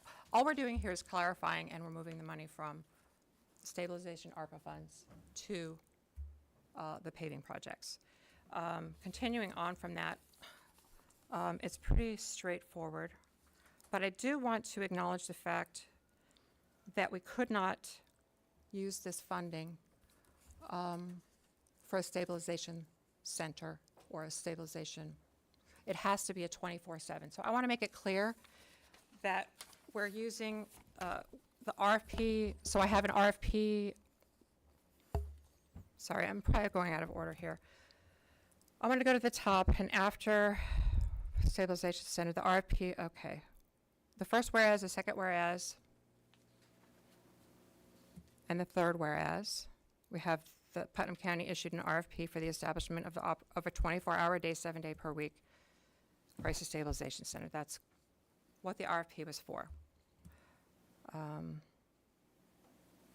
Subsequently entered into a contract with People USA and is to establish, okay, sorry, next one. Whereas any ARPA funds need to be expended prior to December 31st, 2026 deadline set by the U.S. Treasury. That's the same, I'm doing that the same. Okay, whereas due to circumstances beyond the county's control, it's become clear, which we added. Oh, okay. To make it more clear that it was beyond the county's control and People USA could not continue with the RFP, we want to make it clear that People USA would not be able to perform under the contract. So we want to add a whereas that talks about the fact that they were unable to fulfill their contract. Where would you like that? That should go after the whereas for the, let's see. Let's do it before, let's see, 1, 2, 3, 4, 5, 6, 7, after the says that seventh right whereas. Could you read the language I you'd will like read to it. insert? Let's see. There's a paragraph That already says that. says, whereas due to circumstances beyond the county's control, it's become clear that People USA will not be able to perform under the contract to deliver a 24-hour day, 7-day-a-week crisis stabilization center in Putnam County, and that People USA has not expended the funds by June 1st in accordance with the terms of the contract. Okay, Is that okay? I think that's clear. Okay. So you don't have an amendment then? I don't think I have any further Okay. amendments, unless anybody else does. I think that's, I just want to make it clear that the legislature received the actual cancel contract, that we're going to, upon termination of the cancel contract, we're now going to be moving these funds. The rest of it, I think, is pretty clear. The remaining balance of the approximately $2,147,000 in ARPA funds previously appropriated for the Stabilization Center project pursuant to Resolution 135 of 2022 will be reallocated to ARPA-eligible county-wide paving projects. So I think that's, just those two clarifying statements, I think, will make it more clear. And because we wanted to act, we tried to act, we did allocate funds to our paving projects as a placeholder until we were able to pass this resolution. So I just wanted to make that clear. Legislator Montgomery. Yeah, I think the fact that we received the June 8th cancellation for convenience today, did we receive it today? We received it today. It changes the whole game. This is why I have this on my agenda for the Health Committee tomorrow night. But if we can resolve it all here, That would be great. So, because we only received, I think we really need to drive that home and make it clear, because this has been, not quite sure why, but we've made attempts to keep it in its publicly proposed use, which way back when, in 2022, was for public health, mental health. Okay, we as a legislature explored every possibility to make sure it stayed in its purpose. It couldn't stay in its purpose. Therefore, in addition, we were told that the contract was canceled back in April. It wasn't. And we couldn't do anything anyway. Our hands were tied until that contract was signed for cancellation. So now that, as of June 8th, we have it, I'm sorry, but I really feel like this resolution needs to be made stronger, or I need to propose another one tomorrow. So with that, I have a couple of other notes and some amendments that I would love for the committee to consider. And they are as follows.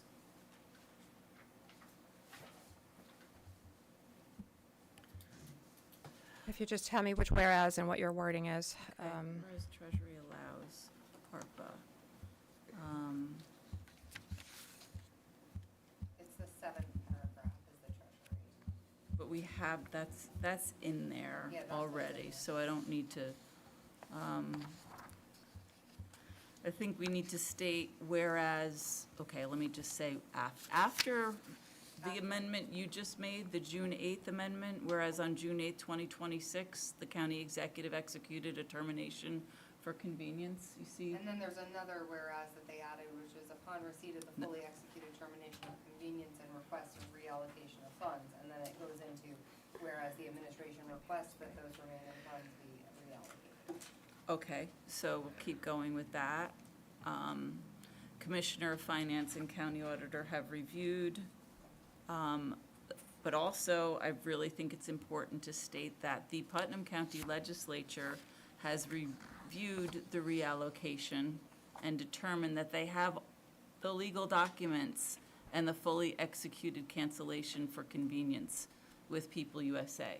We didn't have that previously, and I think it's really important to state that we have that. We didn't have the fully executed cancellation for convenience. We didn't have the legal documents that would protect us. It's like your fault, county legislature. So I think that It says that we received the Cancel fully con- executed termination on June 8th, which was. I think we need to make it clear that we reviewed that. I just think an added whereas would drive it home that we were doing our due diligence. We were not making any changes, we were not making any decisions because there was still an active contract. Had we made any changes legally, we would have made the county vulnerable to a lawsuit. Could I make a suggested amendment along those lines? Right after that June 8th amendment that legislator Sage introduced, whereas the legislature believed that there was some uncertainty as to whether or not these funds could have been reallocated prior to the full rescission of the contract. Nancy, what else do you have? Well, I was going to say, whereas the county legislature,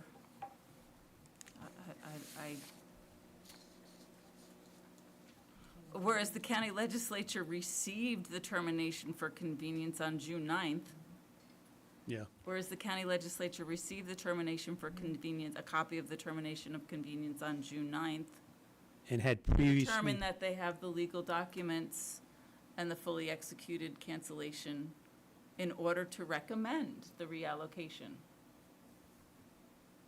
Is that okay? I'll make that amendment. I'll second that. Can I read back and Yes. tell me Yes. what to? Right. Sure. Whereas the legislature believed there was uncertainty whether the funds could be reallocated prior to the full rescission of the contract and did not receive said rescission until June 9th of 2026. And then she had, and more. You had more there. And Ninth we received.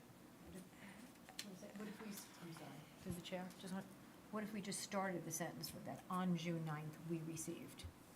Well, I think they were we had previously said whereas on June 8th it was executed, and so I think what they were trying to drive home was the fact that the reason that we didn't do anything was because we didn't know, there was uncertainty, and we only received it on June 9th. Is that correct? Yep. Can you repeat what you said then? Whereas the legislature believed there was uncertainty whether the funds could be reallocated prior to the full rescission of the contract, which was not received until June 9th, And 2026. and then determined they had the legal documents to recommend Okay. the reallocation. Just that, seconded. Discussion on that. Read it again? Whereas the legislature believed there was uncertainty whether the funds could be reallocated prior to the full rescission of the contract, which was not received until June 9th. And then what was the last thing you just added, Nancy? June And 9th. then We realized they received have that today? We did. Yeah. And determined they had the legal documents. the legal documents Required to make the transfer. And then determined. Reallocation. in order to recommend Yes. The reallocation. the reallocation. Or in order to approve, we're not recommending. And then determined it had the legal documents required to approve reallocation. Yeah, we didn't recommend the reallocation. We Required to approve reallocation. Thank you, thank you. Okay. That's been Moved and seconded. moved and seconded. Any further discussion on this? I'm gonna abstain, because I need to find out more about that. Finding out that we just received it today, and I thought we did already, so I'm gonna abstain. It my was vote on signed that. on yesterday, and we received it today. Okay, like I just said, I'm gonna abstain, because I thought it was done weeks and months ago. Okay. I'm going to call. Just on this, on just on this amendment. just on this whereas. So I'm going to ask for a roll call vote. Legislator Birmingham? Yes. Legislator Blumen? Abstain. Chairwoman Zacher? Yes. Okay. Chairwoman, if I may help Legislator Goldman, because you'll be voting on it hopefully at the full. We received an April 20th memo saying that the contract had been canceled for convenience. It was in fact not. It wasn't signed by the county executive. It was signed by the law department, and as per our county code, all contracts need to be executed by the county executive, and because this contract was executed by the county executive, it needed to be canceled by the county executive. There was no signature on the cancellation until yesterday. Thanks for the update, and I will Sure. do more research. Thank you. Okay, so we have, any other legislators have any other Amendments. amendments to this particular resolution? And just to let everybody know, this resolution, if it's passed this evening, will go to the audit committee with a budgetary. Yep. Legislator Thanks. Montgomery. I'm not confident because I don't have the language in front of me, but if we make small changes to the language between now and the full meeting, I believe that's. Well, it's going to audit because it has to go to audit because it needs a budgetary attached in order to make the Okay. transfer. So, small edits, like, Yeah. with the same intent that we're passing now, but. Yes, there it may will be- go to audit. Okay, because It's- I'm, the yeah, language thing. It's Yeah. not a local law, so we don't have to have it in our Okay, box 10 Right. days in final Thanks. form. So just a geek, that's all. I will make a motion to pass As amended. this resolution regarding the ARPA reallocation from Stabilization Center to countywide paving projects based on the additional whereases that we have made this evening. Do I have a second? Second. I'll call for a roll call vote. Legislator Birmingham? Yes. Legislator Blumen? I'm gonna vote yes, but I still need to do more research when I, pass it on, so. Chairwoman Zacher? Yes. And this, again, this will go to audit with a budgetary attached. Okay, so we're moving on to item number 7. This is a new item on our agenda. This is in the spirit of transparency. We have on the agenda our county contracts report. This is provided by our county auditor. She's provided us with a list of contracts that the county has gone into over the past month. And we were going to be receiving this on a monthly basis, so we can keep an eye on the people's money. Most of our money goes through contracts that the county makes. Any questions or comments regarding this? Legislator Birmingham, this was your initiative. Yeah, I just think, just a brief comment, yeah, just to echo a lot of what you were saying, I think it's important that we have this type of transparency. Just like, we have audit committee, we have our monthly report of sales tax, monthly report of board in, monthly report of fund transfers in and out, monthly report of fund balance. This is an important tool because what it does, as you were saying, our budget is no small budget. The 2026 budget is almost $250 million. And while a lot of those dollars go to being paid for salaries for not only our employees, but also elected officials as well, a great deal of our tax dollars goes to awarding contracts. And this chart was put together, as you said, by our county auditor. I think she did a great job. What it does is it describes the purpose for which the contract was entered into, the total maximum amount of the contract, and more importantly, the vendor of the contract. Now, we've got a great department of general services. We've got what we used to call the purchasing department. They go ahead and, by state law, required to go out to RFP or bid for whether it's a professional service or or for materials. John Tully, the Commissioner Tully, does a great job with that. And what this does is just gives the public a sense of where some of their tax dollars get spent. And I just think it's another step towards transparency. And I want to thank the chair for including this on her agenda. And hopefully that this will be a monthly addition to the rules agenda. Thank you. I think it's also helpful for the public to know the type of services that the county offers. I mean, if you're looking at the last item here, we always talk about our rabies clinics, which are very well attended, and it lists that we have a rabies clinic for our health department, the amount and the veterinarian who's doing those services. So I think it's a lot of really great information. Any further discussion on this? This is an FYI. Legislator Regan. Question? Are the items confidential that are listed here in front of us? If it was, it would be marked. No, this is public information. Okay. So if an inquiry, there's a particular line item here that stands out to me, that raises, big question is I see we have our vendor here is the Putnam County Sheriff's Department. Mm-hmm. We're vendoring our own Sheriff's Department? Well, that's an intermunicipal agreement. If you're looking at the one towards the middle there, Correct. it's Sheriff, IMA, Mutual Aid, and Rapid Response Team. If you see the total is $1, I think that's probably just a placeholder, but the vendor is Westchester County. Westchester County's a vendor. So it's an intermunicipal agreement, which we would have had to approve in public anyway. 2 lines above that, we have $133,000 from, looks like mental health to the Putnam County Sheriff's Department. Well, it's, That's Yeah, the that's source of my inquiry. Substance abuse, use disorder services. Oh. why would the vendor be, I think that's Tommy's question, why is the vendor the Sheriff's Department? Okay. And it charged back, oh, I see, got it. So is there an actual contract? I'm sorry, Tom, I interrupted.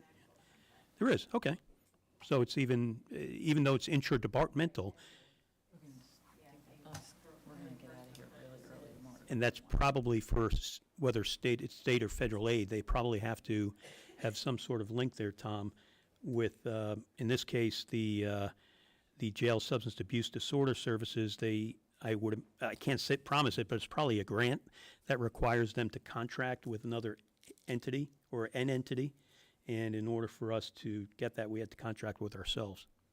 But I think your broader question is, though, we did check this with not only Legislative Council, but also, generally speaking, but also the Law Department to see if anything that, because we don't want to put anything that might be sensitive on here, but generally speaking, even for those contracts that we do redact, that we do approve, the name of the vendor and the purpose are generally public, foilable information.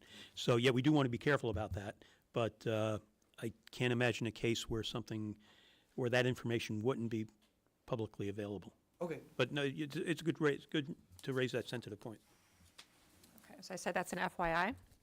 We'll move on to agenda item number 8. This is our law department cases that are pending. If this is also an FYI, if you have questions about this, you need to go to our county attorney. Certainly welcome to reach out to our county attorney anytime to discuss any of these cases. We do not have any other business before us this evening, so I'll make a motion to adjourn. I'll second. All in favor? Aye. Aye. I waived my, my opportunity to sit up higher, and we can Okay. just keep it like it Sure. is for the next meeting.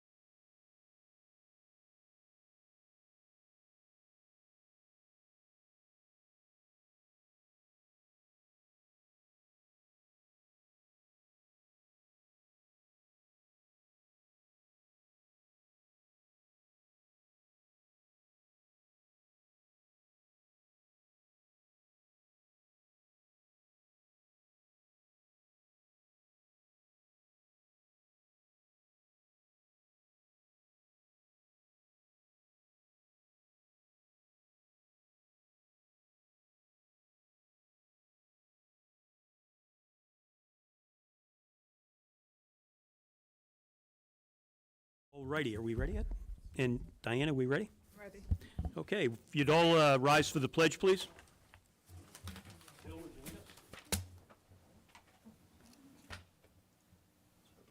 Allegiance to the flag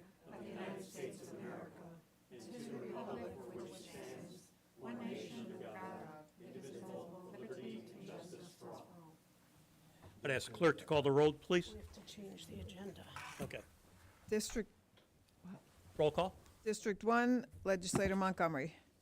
Here. District 2, Legislator Goulman. District 3, Legislator Adnesio. Here. District 4, Legislator Russo. Present. District 5, Legislator D'Angelo. District 6, Legislator Regan. Present. District 8, Legislator Sage. Present. District 9, Legislator Crowley.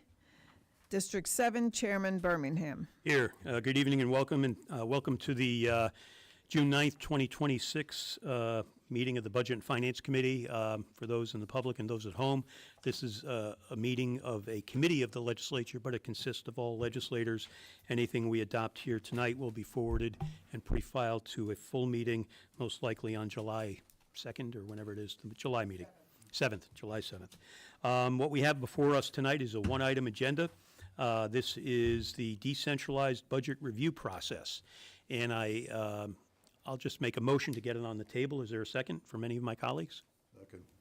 Okay, it's on the table. I received a question last night. Why is this called a decentralized budget review process? Would ask that. And who was a smart guy who asked that, Tommy? I don't know. But the reason it's called that is, and I didn't know this for many years, but when I was deputy county executive, I asked the county executive at the time, why was this called a decentralized budget review process? And he explained to me when we first went to the charter form of government, the county executive at the time would send a budget down by department, and it would say probation department, $4 million, highway department, $15 million, and that's the level of granularity the legislature received when they'd be asked to approve the budget. And the chairman of the legislature at that time was county legislator Bob Bondi. He was a finance professor, later county executive, and that's where the decentralized part of this budget came in. For the first few years, that's all that the county legislature was given was just departments by bulk. And the legislature at that time, almost 50 years ago, realized that that's not a good way for us to consider a budget. So over the years, it's become more granular, and this document is the document that sets forth the guidelines that we receive the tentative budget, which is the budget that we received from the county executive in the beginning of October. So that's just a little history there. Hope I didn't bore everybody to tears. But essentially, this document is the guidelines that are called for in the county charter that direct the county executive and the administration and the Commissioner of Finance to present to us in October a detailed tentative budget. Except for we do have, it's not an additional, but we've got the blue and red line here. It's not an additional, it's already been in our pack, but it was photocopied in black and white, and this is just a copy that highlights the changes. The blue and red, the blue is an addition, and the red is, the blue is an addition, and the reds are strikeouts. Other than that, it is the same document we adopted last year, but I would note that I've proposed some significant changes. These aren't amendments because this resolution is coming to us as is, but other than some recitals in the beginning, it talks about our Section 7.04 of the county charter, which is our operating budget. But I'll bring us to the substantive part that I do want to point out because I do think it's important. If you go to the fifth page, it's item 13.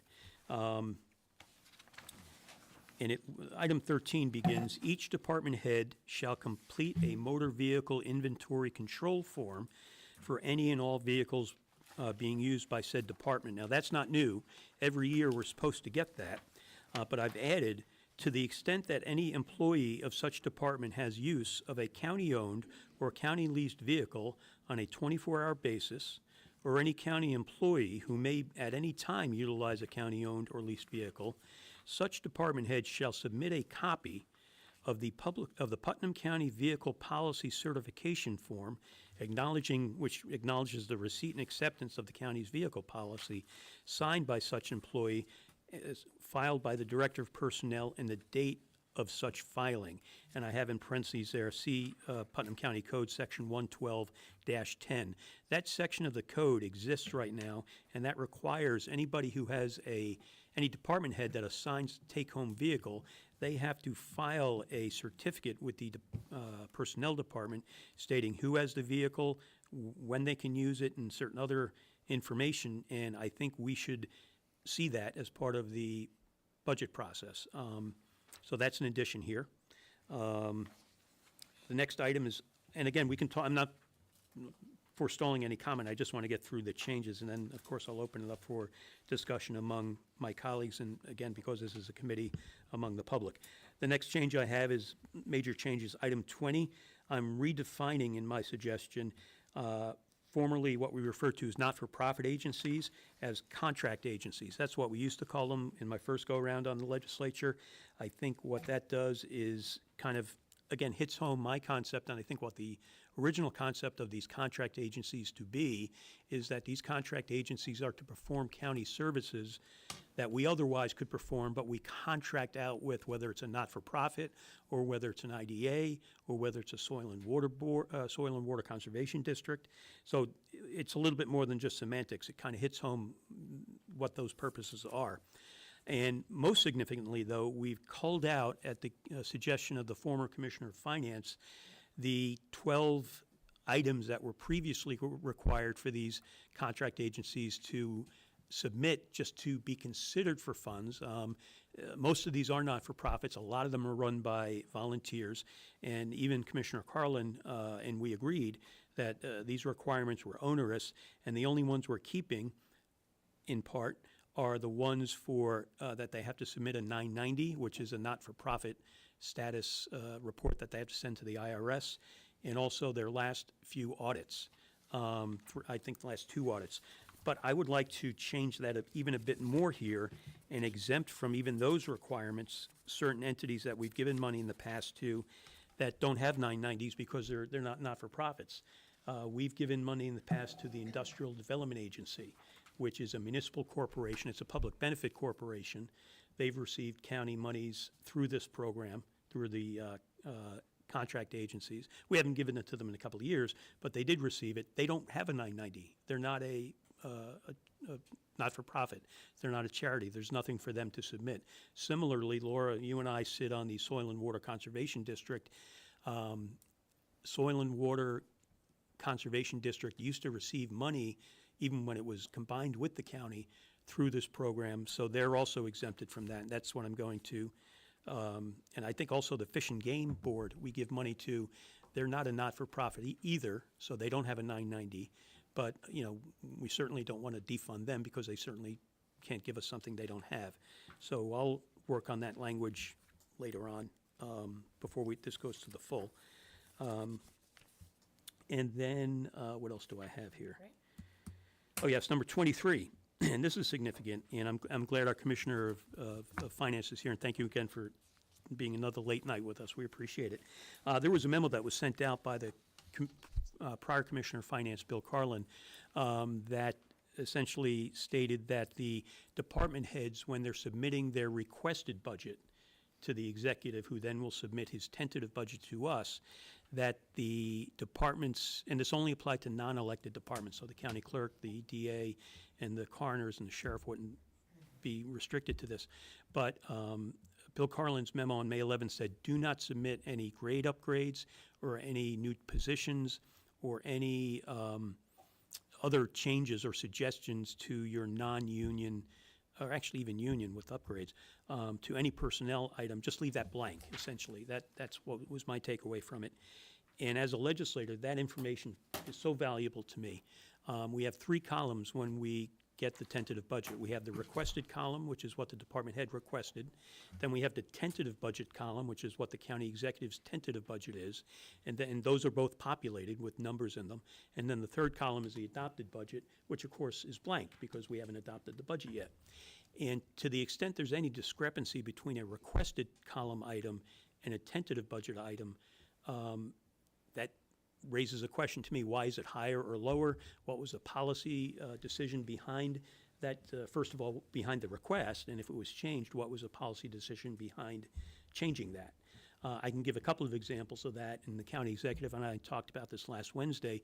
And again, this deals with an outside agency, but for those of us that were here last year, we remember that the Cornell Cooperative Extension got an additional $25,000 from their request to the tentative budget. And that was for, at the time, something named, entitled Navigator. And had that change not been there, as far as, had that column been left blank and it was just the 30,000 or whatever it was, 31,000, we wouldn't have known that they only requested 6, unless we went back to prior years. So that, I think, generated, in a good way, a lot of discussion that lasted into this year. And if we didn't have the benefit of knowing that change there, it would have just gone over our head. We would have echoed back, I hate to say it, but back to 1979, where we were, it wasn't quite that bad, but where we were just given department level numbers. So again, we're, from my perspective, and I'm just 1 out of 9, I like the granularity. I like the ability to know the difference between a request of a department and the tentative budget, because that's all it is. It's just a tentative budget. The county, we are, by the charter, the finance board of the county. And we're really, this is the time of the year, the budget time is where our powers are so plenary, they're so primary. And so I've spoken a lot about 23, and let me just read it to you. Certainly you can obviously take it home and digest it before we get to the full. But notwithstanding anything in the May 11, 2026 memorandum from the Commissioner of Finance, the head of each administrative unit of the county government or authorized agency shall include in their respective requested budgets an estimate of revenues and expenditures of his or her respective unit or authorized agency for the 2027 year, including any estimates for new employees and/or upgrades, and the estimate of expenditures shall constitute or be accompanied by a request for an appropriation. It's vitally important that the Budget and Finance Committee, that's us, of the county legislature be provided with unfiltered information directly from the elected officials and department heads with respect to staffing needs of the respective units of county government. The 2027 requested column of the tentative budget shall include, without modification by the county executive in his tentative budget, any line item appropriation requests, whether pertaining to personnel, equipment, vehicles, or other expenditures of each county unit of government or authorized agencies as submitted by such unit of county government or authorized agency. So that's 23. And again, this is something that's in the charter. This has to be followed. If it gets passed tonight to be pre-filed to the full. And then the last change is in the actual resolution that we will adopt. Resolve that a copy of this resolution be sent to each elected official and department head, accompanied by the letter of the county chair of the county legislature, highlighting the changes in Section E of this decentralized budget review process 2027 from previous years. So that last resolve is actually you giving me the permission to send, essentially to countermand the May 11, 2026 memo from the County Commissioner of Finance. So those are the major changes that I've made to what we usually adopt. And I'll be quiet now and listen to my colleagues if you guys have any suggestions or any additions. We'll start with the Deputy Chair first and then go to Thank you, Chairman. Legislator Atenizio. How do you want this, in paper, or could it be electronic form? Want what? Say information from nonprofits. The way we usually get it. What happens is the Commissioner of Finance. Get it, paper? Yeah, we get it in paper. The Commissioner of Finance sends out a packet each year to, I'd like to call them contract agencies, if we could. And those contract agencies fill out the forms that they used to fill out, not as many this year, and that's submitted in the packet that the county executive sends down to us as part of the tentative budget each year.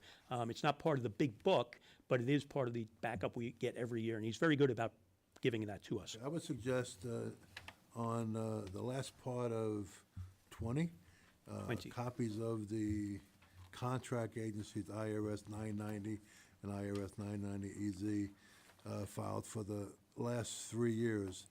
Since we are asking for that information on paper, why kill more trees than we have to? Why don't we just get the previous one? Because if they've done business with us in the past, we have the last 2 before that. Because sometimes there's it's possible that a contract agency's not-for-profit status could be revoked, and I'd like to have the most up-to-date. That would be the last year. But what about the year before that and the 3rd year before that? Well, what would happen if we have a new contract agency And, that hasn't yeah, we get applied? 3 years for that. But a new contract agency might not have 3 years of records. They're new. That's true. So to the extent practical, we like using that word last, Why kill more trees than we have to? all right. If we have the information already, why duplicate it? The 'Cause, last you one know, year, you want to say for the last year? How's There that? could be a lot of paperwork on Why that. don't we say for the, if you want to make an emotion, I'll second it. Copies of the contract agency's IRS 990 or IRS 990 EZ filed for the last year and records relating to review and approval of the contracts agency's board for said filings. Does that That do it? works. Because we can get this information online anyway for contract agencies. Okay. Do you want to make that motion? Yeah. I'll make that motion. I'll second it. Okay. I need discussion on that motion. I'll ditto what he just said. Was it just for the last year, or for the last year if available or if practical? Why don't we just say for the last year, because we've dealt with it before for those, like I said, we've given money to the IDA before, and they don't have a 990, similar to the, Okay, so just for the last year, we'll just say for the last year. Any discussion on that amendment? Yes. All in favor? Aye. Aye. Okay, any other suggestions, changes, revisions? We had legislator Adnizio, then legislator Montgomery, then legislator Regan. Thank you. I'm not, this doesn't have to do with the outside agencies, but number 23, I believe is vital to transparency, because we saw an example this evening with our Commissioner of Emergency Services, where we didn't know why he received a lesser amount.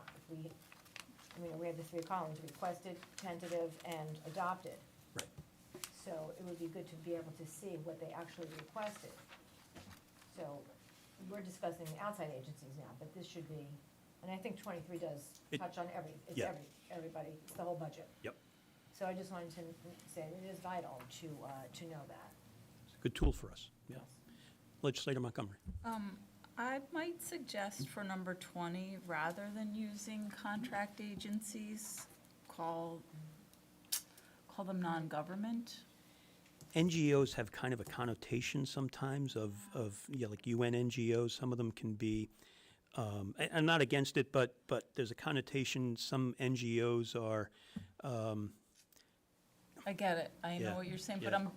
I'm just concerned because this funding, for example, the pool of money that we do give to the outside agencies, not-for-profit agencies, contract agencies, whatever you want to call them, it would imply that we have a contract with them, and we don't necessarily have a contract with, like, for example, the Art Center, we gave funding to Shakespeare. yeah. We didn't have, so You just said the phrase outside agency. Would that, outside Right. agencies would be a good word, maybe. would you like to make that I, amendment? I don't know yet. Okay, I can come back. How does everybody feel about it? Like, I'd like, For me, I just didn't like not-for-profits because that's too narrow. It's it's too like an restrictive. NGO, and, Yeah. too, I agree, so, and there's not-for-profits, there are organizations that aren't necessarily not-for-profits. that IDA. IDA we may fund, so, They have an obligation to the county. there, can I ask legislative counsel if she has an opinion about the term for contract agencies, outside agencies, not-for-profit? I don't think it so much matters. I mean, an outside agency, in fact, is usually a contract agency of some form or Right. another, so I So think- whether we have a contract with them or not?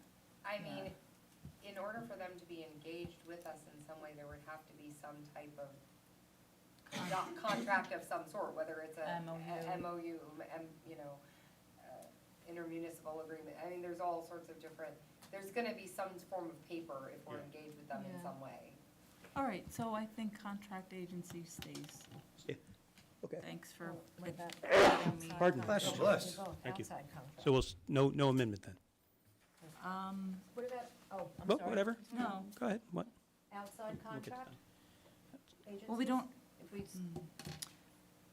mean, I think. we just don't have a contract. It could be But if we MOU. do give the money, we'll by necessity have a contract. Yeah, that's what I'm Yeah. saying. There's Yeah. gonna be a piece of paper of some form or another.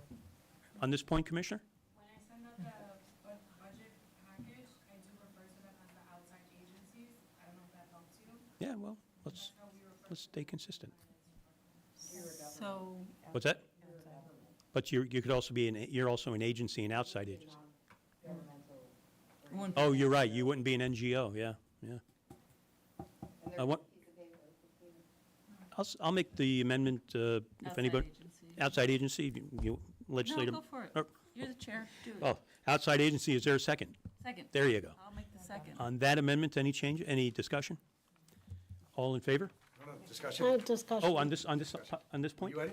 Okay. Oh, yeah. On this point, Tom? Yes, on this point. Okay, good. Which you raised earlier, and I think we shot past when we started to focus on contract agencies. But in order to encapsulate or care for the agencies that don't have 990s or 990 EZs, I was going to suggest the simple addition of when applicable, comma, copies of contract agencies 990s. And that would therefore care for the agencies that don't have the 990. So if you are a 990 or a 990 EZ, it would be applicable.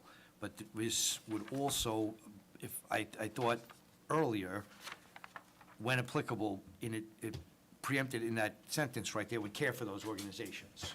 I don't disagree. Why don't we make that a separate, let's just vote on the outside agency amendment right now. then- Outside then we'll- then- agency amendment, Yeah, okay? any discussion on outside agency amendment? Hearing none, all in favor? Aye. Tom, would you like to make a motion to amend instead of, to add the words where applicable? I'll make a motion to add, to preempt this, number 20 with when applicable, comma, copies of the contract agencies, so forth, be added so as to care for organizations that do not, or are not obligated to file 990s. Okay. I'll second that. Or, and If they don't have discussion? a 990, they have some form of documentation. Why don't we include that type of documentation? We don't know what that's an open, what would it be like? The IDA has the resolution we adopted in 1987, creating them. But the IDA doesn't fill out any tax forms or anything of that nature? I don't know if they do. They may, right, but it could be a whole host, I mean, there are hundreds of different tax forms. Well, So, we and need to that's, find out, that maybe we should amend that and say whatever tax form you use in your agency. Well, some subdivisions of the government don't have any tax or are tax exempt, so then what would you do? You know what I right, so mean? the when applicable would catch. But they don't have any, if you're tax exempt, you don't file any? Through the chair, No, you don't. can I ask acting commissioner if there are any other terms that we should include with the last item of number 20, where it says contract agencies 990 or IRS 990 EZ? Do you see any other organizations that don't have 990s or 990 EZs? What other forms of documentation could or would they submit to you? So if they don't have it, they usually don't submit it, but they do submit their audited financials. Okay. And they usually submit their projection goals and, what they plan to do or what they have done in the past years and what they plan to do in the future years.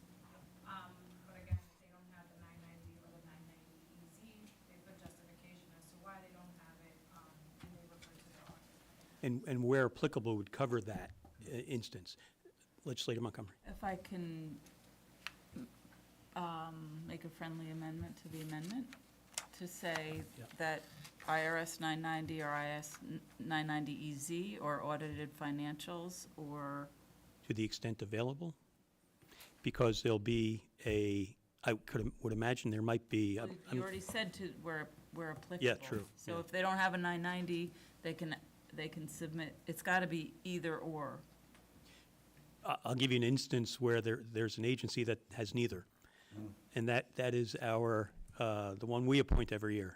And I don't want to speak for the chair who's here, but the Soil and Water Conservation District typically, or melded department typically received money from us. And I wouldn't be surprised if we receive a request from them this year, and they have neither. They don't have a 990, and we're now doing an audit that we hope will eventually form the basis of an audit that they do in the future. But they'll have an annual audit in the No, future. they have a Post-it, No, but they, in the future, right? But this year, if they applied this year, they just have a Post-it, yeah, So, or post it. or Post-it.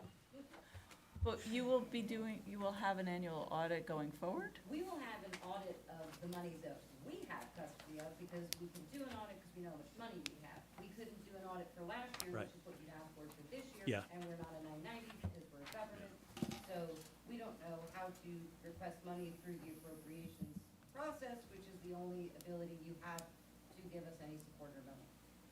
On that note, and just if you could, because I know the Commissioner of Finance sends out each year those packets, and if you two could have a discussion, because I'm gathering the board's going to be requesting some money from us. I would hope they do. And if you could put them on the list, that'd be great. But Nancy, I'm sorry, I interrupted you. I don't know now. On the question of the friendly amendment, if I may through the chair, so I think we got a little bit of case of apples and meatballs here, where we're talking about the same thing, but not really. The amendment that I proposed was caring for agencies that do not have a 990, and again, there's an infinite amount of possibilities that could be. Could be a Little League baseball team, Cub Scouts. What they do with their tax obligations are not necessarily under our purview. So when applicable, if an organization does have a 990, We'll get it. it will get that. If they don't, we don't need it. If they don't, right? It's not required. Either it's not required or subsequent rules should be brought up. But the proposed, the amendment as proposed would capture those who do a 990. I believe, I suggest. Where applicable. So I think your amendment is fine the way it is, because it does, those that have 990s have to give it to us, or 1 year's worth. Those that don't, they don't have to. Correct. Any more discussion on that moved and seconded amendment? Can I just Yes. ask, are you saying when applicable or where applicable? You've referenced where, you've referenced when. When is what they said. When? What about who? So when? Okay. When? When applicable. When. Any more discussion on that amendment? Seeing none, all in favor? Aye.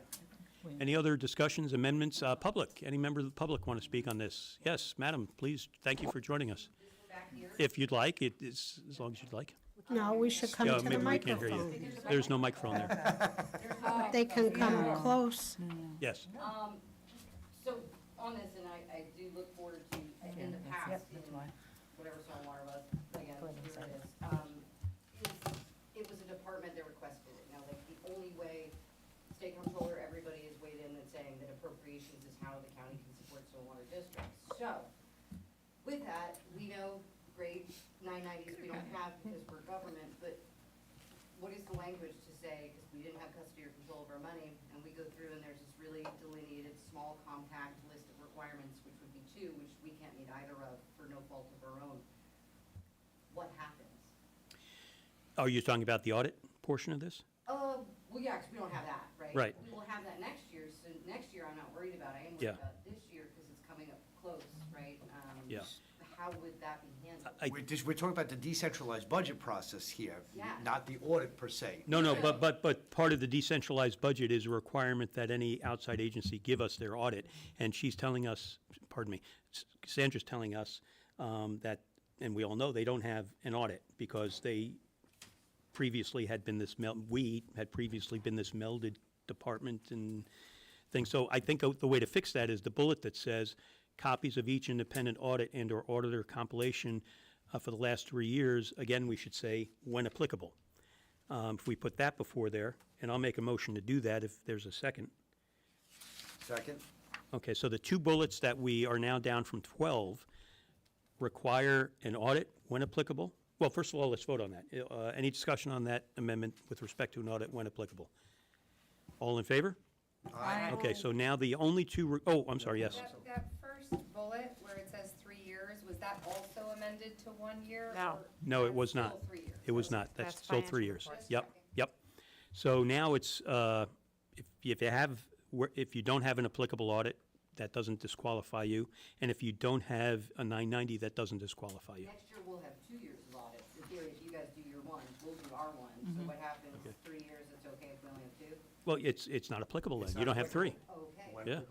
Commission, yeah, I'm sorry, go ahead. The only other thing that covers, I think. Are you, if we could just stay there for a second, because I think the commissioner had something, if you don't mind, on that point? So for soil and water, I know they're a government and I get it, right? So what deters for another outside agency that doesn't have the first bullet or the second bullet, as it's not applicable our total discretion.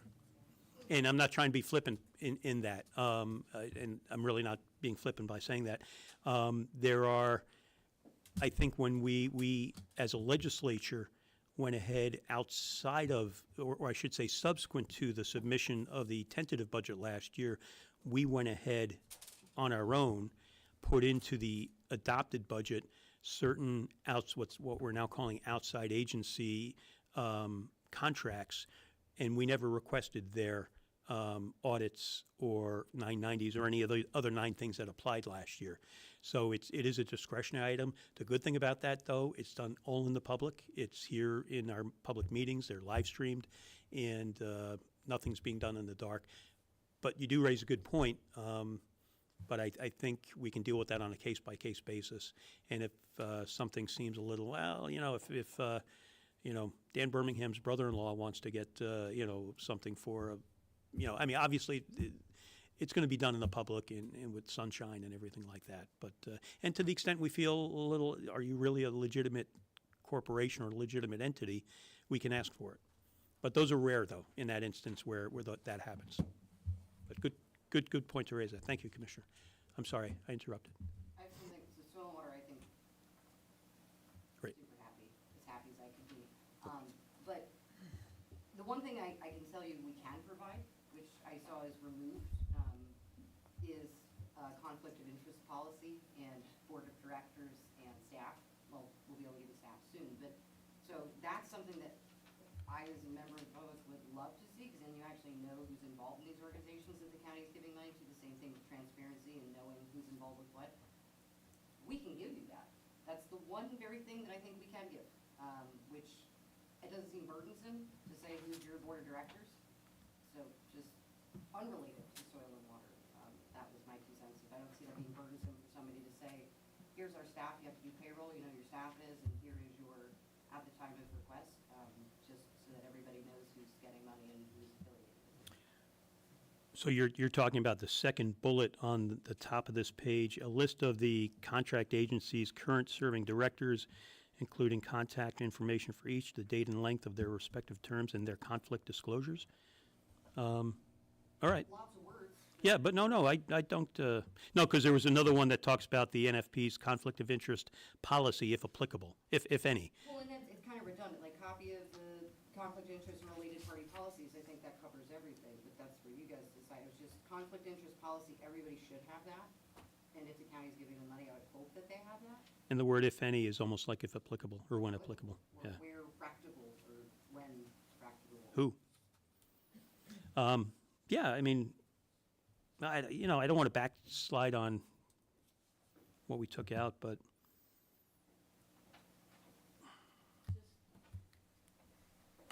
all right, you know what I'll do? I'll make a motion to bring back in the second bullet on the top of the page, if you're on the blue and red, a list of it'll read contract agencies, current serving directors.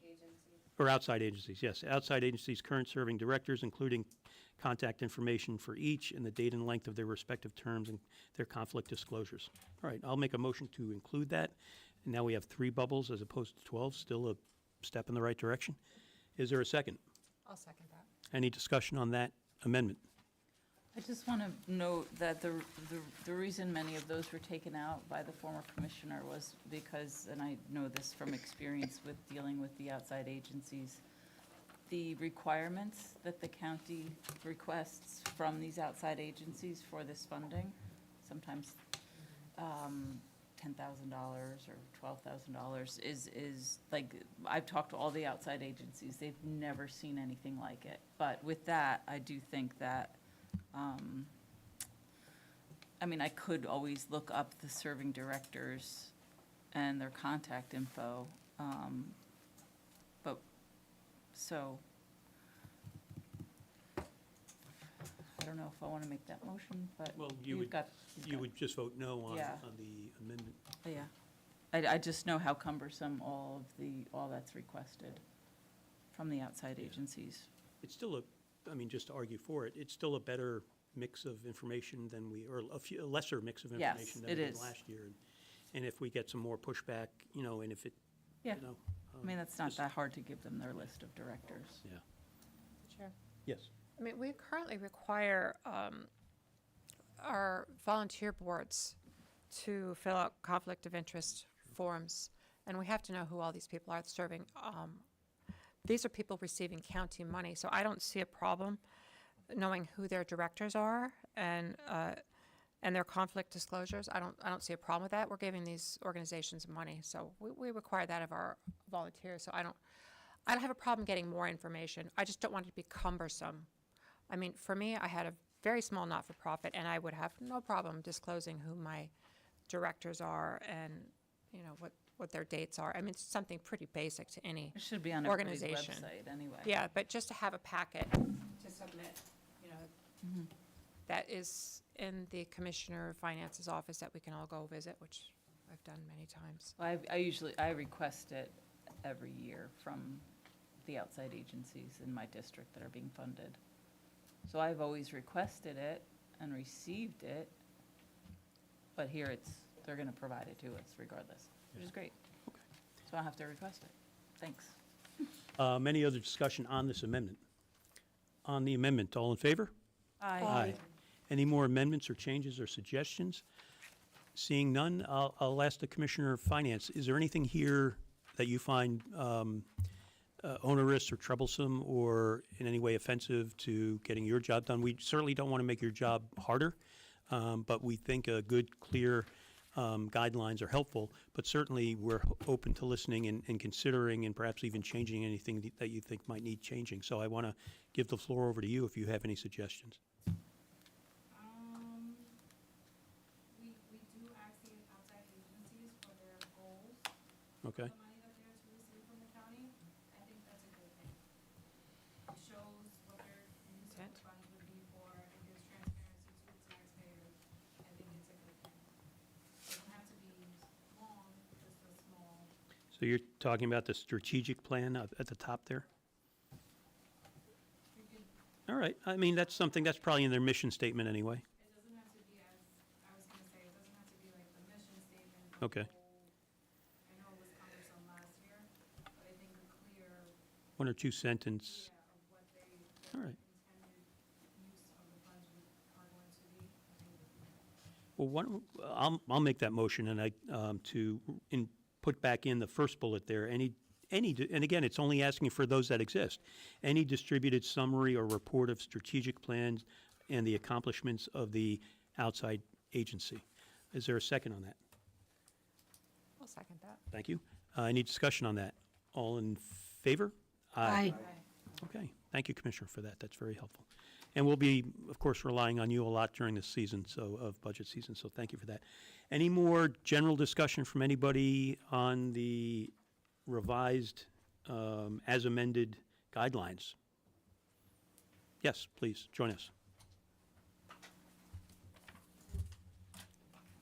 Related, to 13, and only because the legislature isn't aware of this, I recently foiled this information because it is public record, there's a partial county vehicle list available on the budget website. I don't think it's even on the budget website, it's in a separate section of the website of the county, of the vehicle inventory list, and the reason why I started digging into that is there is a soil and water vehicle, Yeah. soil and water, and again,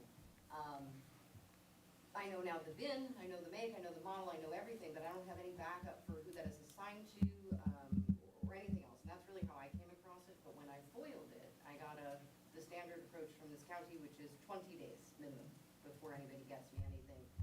And I got a strange reply that was, they were going to review statutory and case law before releasing it to me. Which, if it's available in the budget, which you're saying, does that mean it's available to the public? I don't have an answer for you, but I'd like to think the revised Section 13 goes a long way and hopefully Yeah. provide, I mean, certainly it'll be available in our budget, whether or not, Available in the agenda backup, or is that still gonna be something separate that the public would have to foil to then be met with? We have to review statutory and case law to see if public records are public records.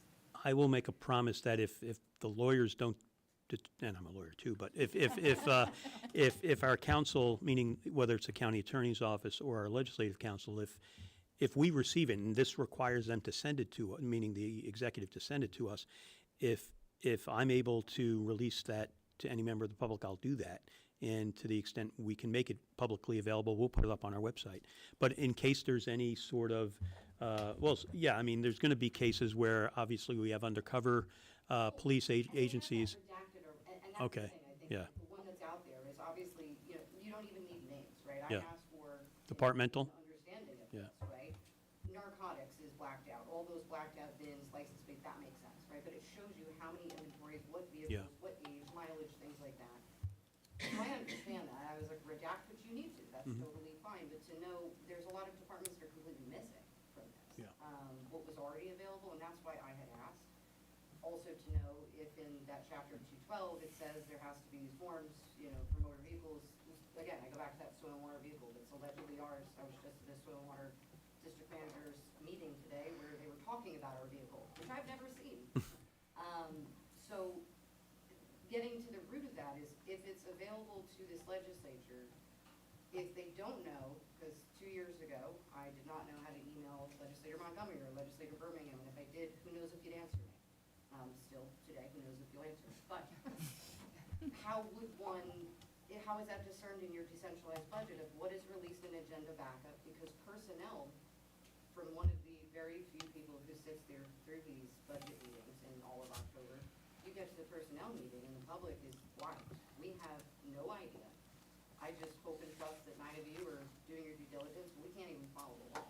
Yeah, that's a question I have as well. You can go to a public website, I'm sure some of us have been on, seethroughny.net, and you'll not only know our salaries, but the cook at the Office of Senior Resources, by name and agency and salary. So you're right, historically, we've just talked about budget line, okay, line number 1013, and we don't provide that to the public generally, and I don't know why we don't. So maybe that's certainly something we'll look into as we get the tentative budget to us in October 1st. That'll be one of the first things I'll ask for. There seems to be, in a good way, a very recent and strong appetite for transparency among this legislature. About time. And that'll be one of the things I'll look into and even explore before we receive the tentative budget, see what can go out to the public and what shouldn't. And of course, I'm anticipating, Tommy put his hand up, obviously, and you had mentioned it too, narcotics vehicles, things like that. We all understand certain things have to be redacted and not made public, but I know you're not asking for that. I didn't even ask for the forms themselves. Yeah, I yeah. just asked for what Yeah. departments, what titles, what position and titles are they assigned to so that I have an idea of Yeah. this mystery vehicle, just of ours, right? But then seeing, okay, it looked like it was partial, so it's nothing part of the decentralized budget of what you guys are doing tonight that has any bearing of what's released to the public? Yeah. Okay. No, we'll do it. We're always and I mean this sincere, we're always striving to do better.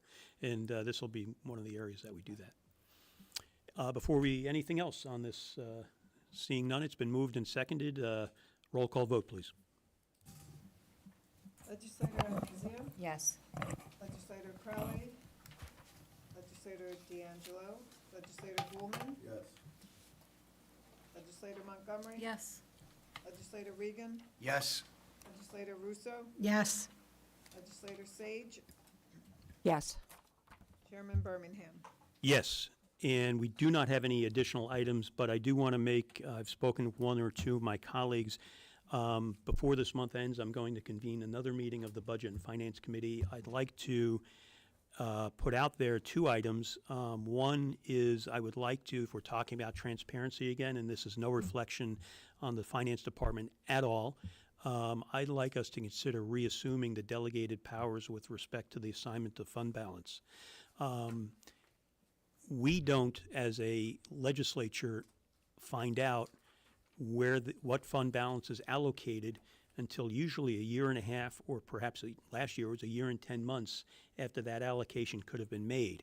In other words, for the 2024 budget, the audit of that budget, we didn't receive the audit for that until October of 2025. And that's not unusual. I mean, it takes about a half a year to do an audit. And this is not a complaint about, certainly not our outside auditors, and certainly not about the ability of our finance department and our auditing department to get our auditors that information. It does take a long time, and we've got 30,000 lines in our budget. So that I'm not complaining about that. But we don't know, and more importantly, the public doesn't know where the allocated fund balance is until potentially a year and a half later.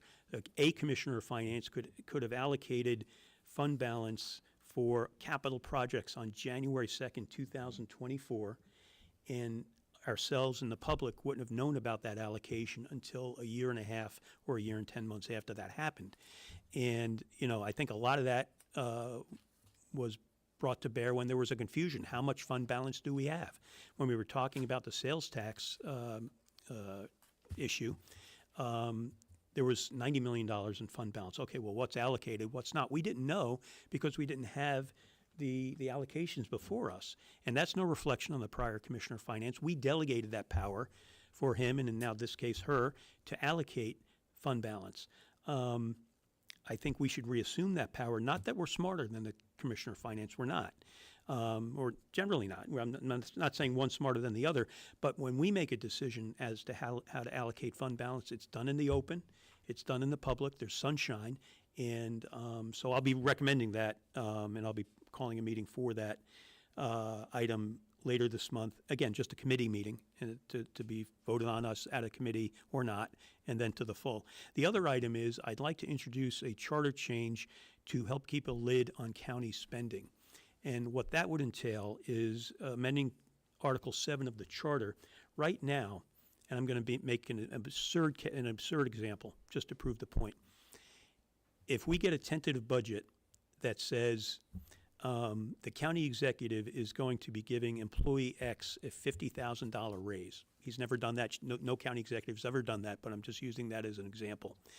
If a county executive in the tentative budget gives one employee a $50,000 raise for that budget year, and we decrease that, but we only have 5 votes to go down from 50,000 increase to whatever the 2% raise would be for that person, and we only have 5 votes to do that, and then we send that change down to the county executive, he or she could veto that and send it back to us. And if we only had 5 votes, that $40,000, it's an absurd example, but I'm just doing it to prove the point. That $40,000 raise stays on the books. My proposal would be any time that this county legislature, it would only happen during the budget season. Anytime during the budget season, the county legislature decreases an appropriation increase that from the tentative budget, and it's vetoed by the county executive, we would only need 5 votes to override that veto. What that does is it helps keep a lid on spending, which also helps keep a lid on higher taxes. So I just want to put it out there. I've spoken to 1 or 2 about that just to take your temperature. And again, informally, it was nothing, there was no caucus held for it or anything like that. But I do want to put it out there. It's not something we should consider tonight, but I do want us to think about it. I don't have anything written yet, but I want us to think about it. So again, trying to be transparent, I'd just like to bring that up for discussion later on in the month. Bill? Thank you, Chairman. While thinking about what you just proposed, would that be a charter change? It would. So instead of us making that decision, why don't we have a charter change commission to make that decision with many other things that we have, in the past and moving forward? Because you eat an elephant 1 bite at a time. What? You eat an elephant 1 bite at a time. So have a charter change commission for that one elephant. I'm actually anticipating perhaps putting it up to referendum.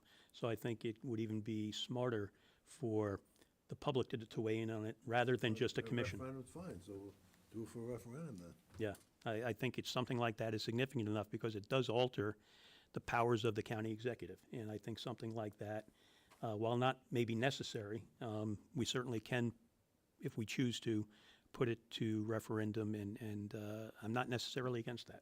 I think that would be better than the charter commission. The wisdom of the people would rule the day. Any other discussion? Do I have a motion to adjourn? I'll send that. Is there any second? Second. All in favor? Aye. Thanks, folks.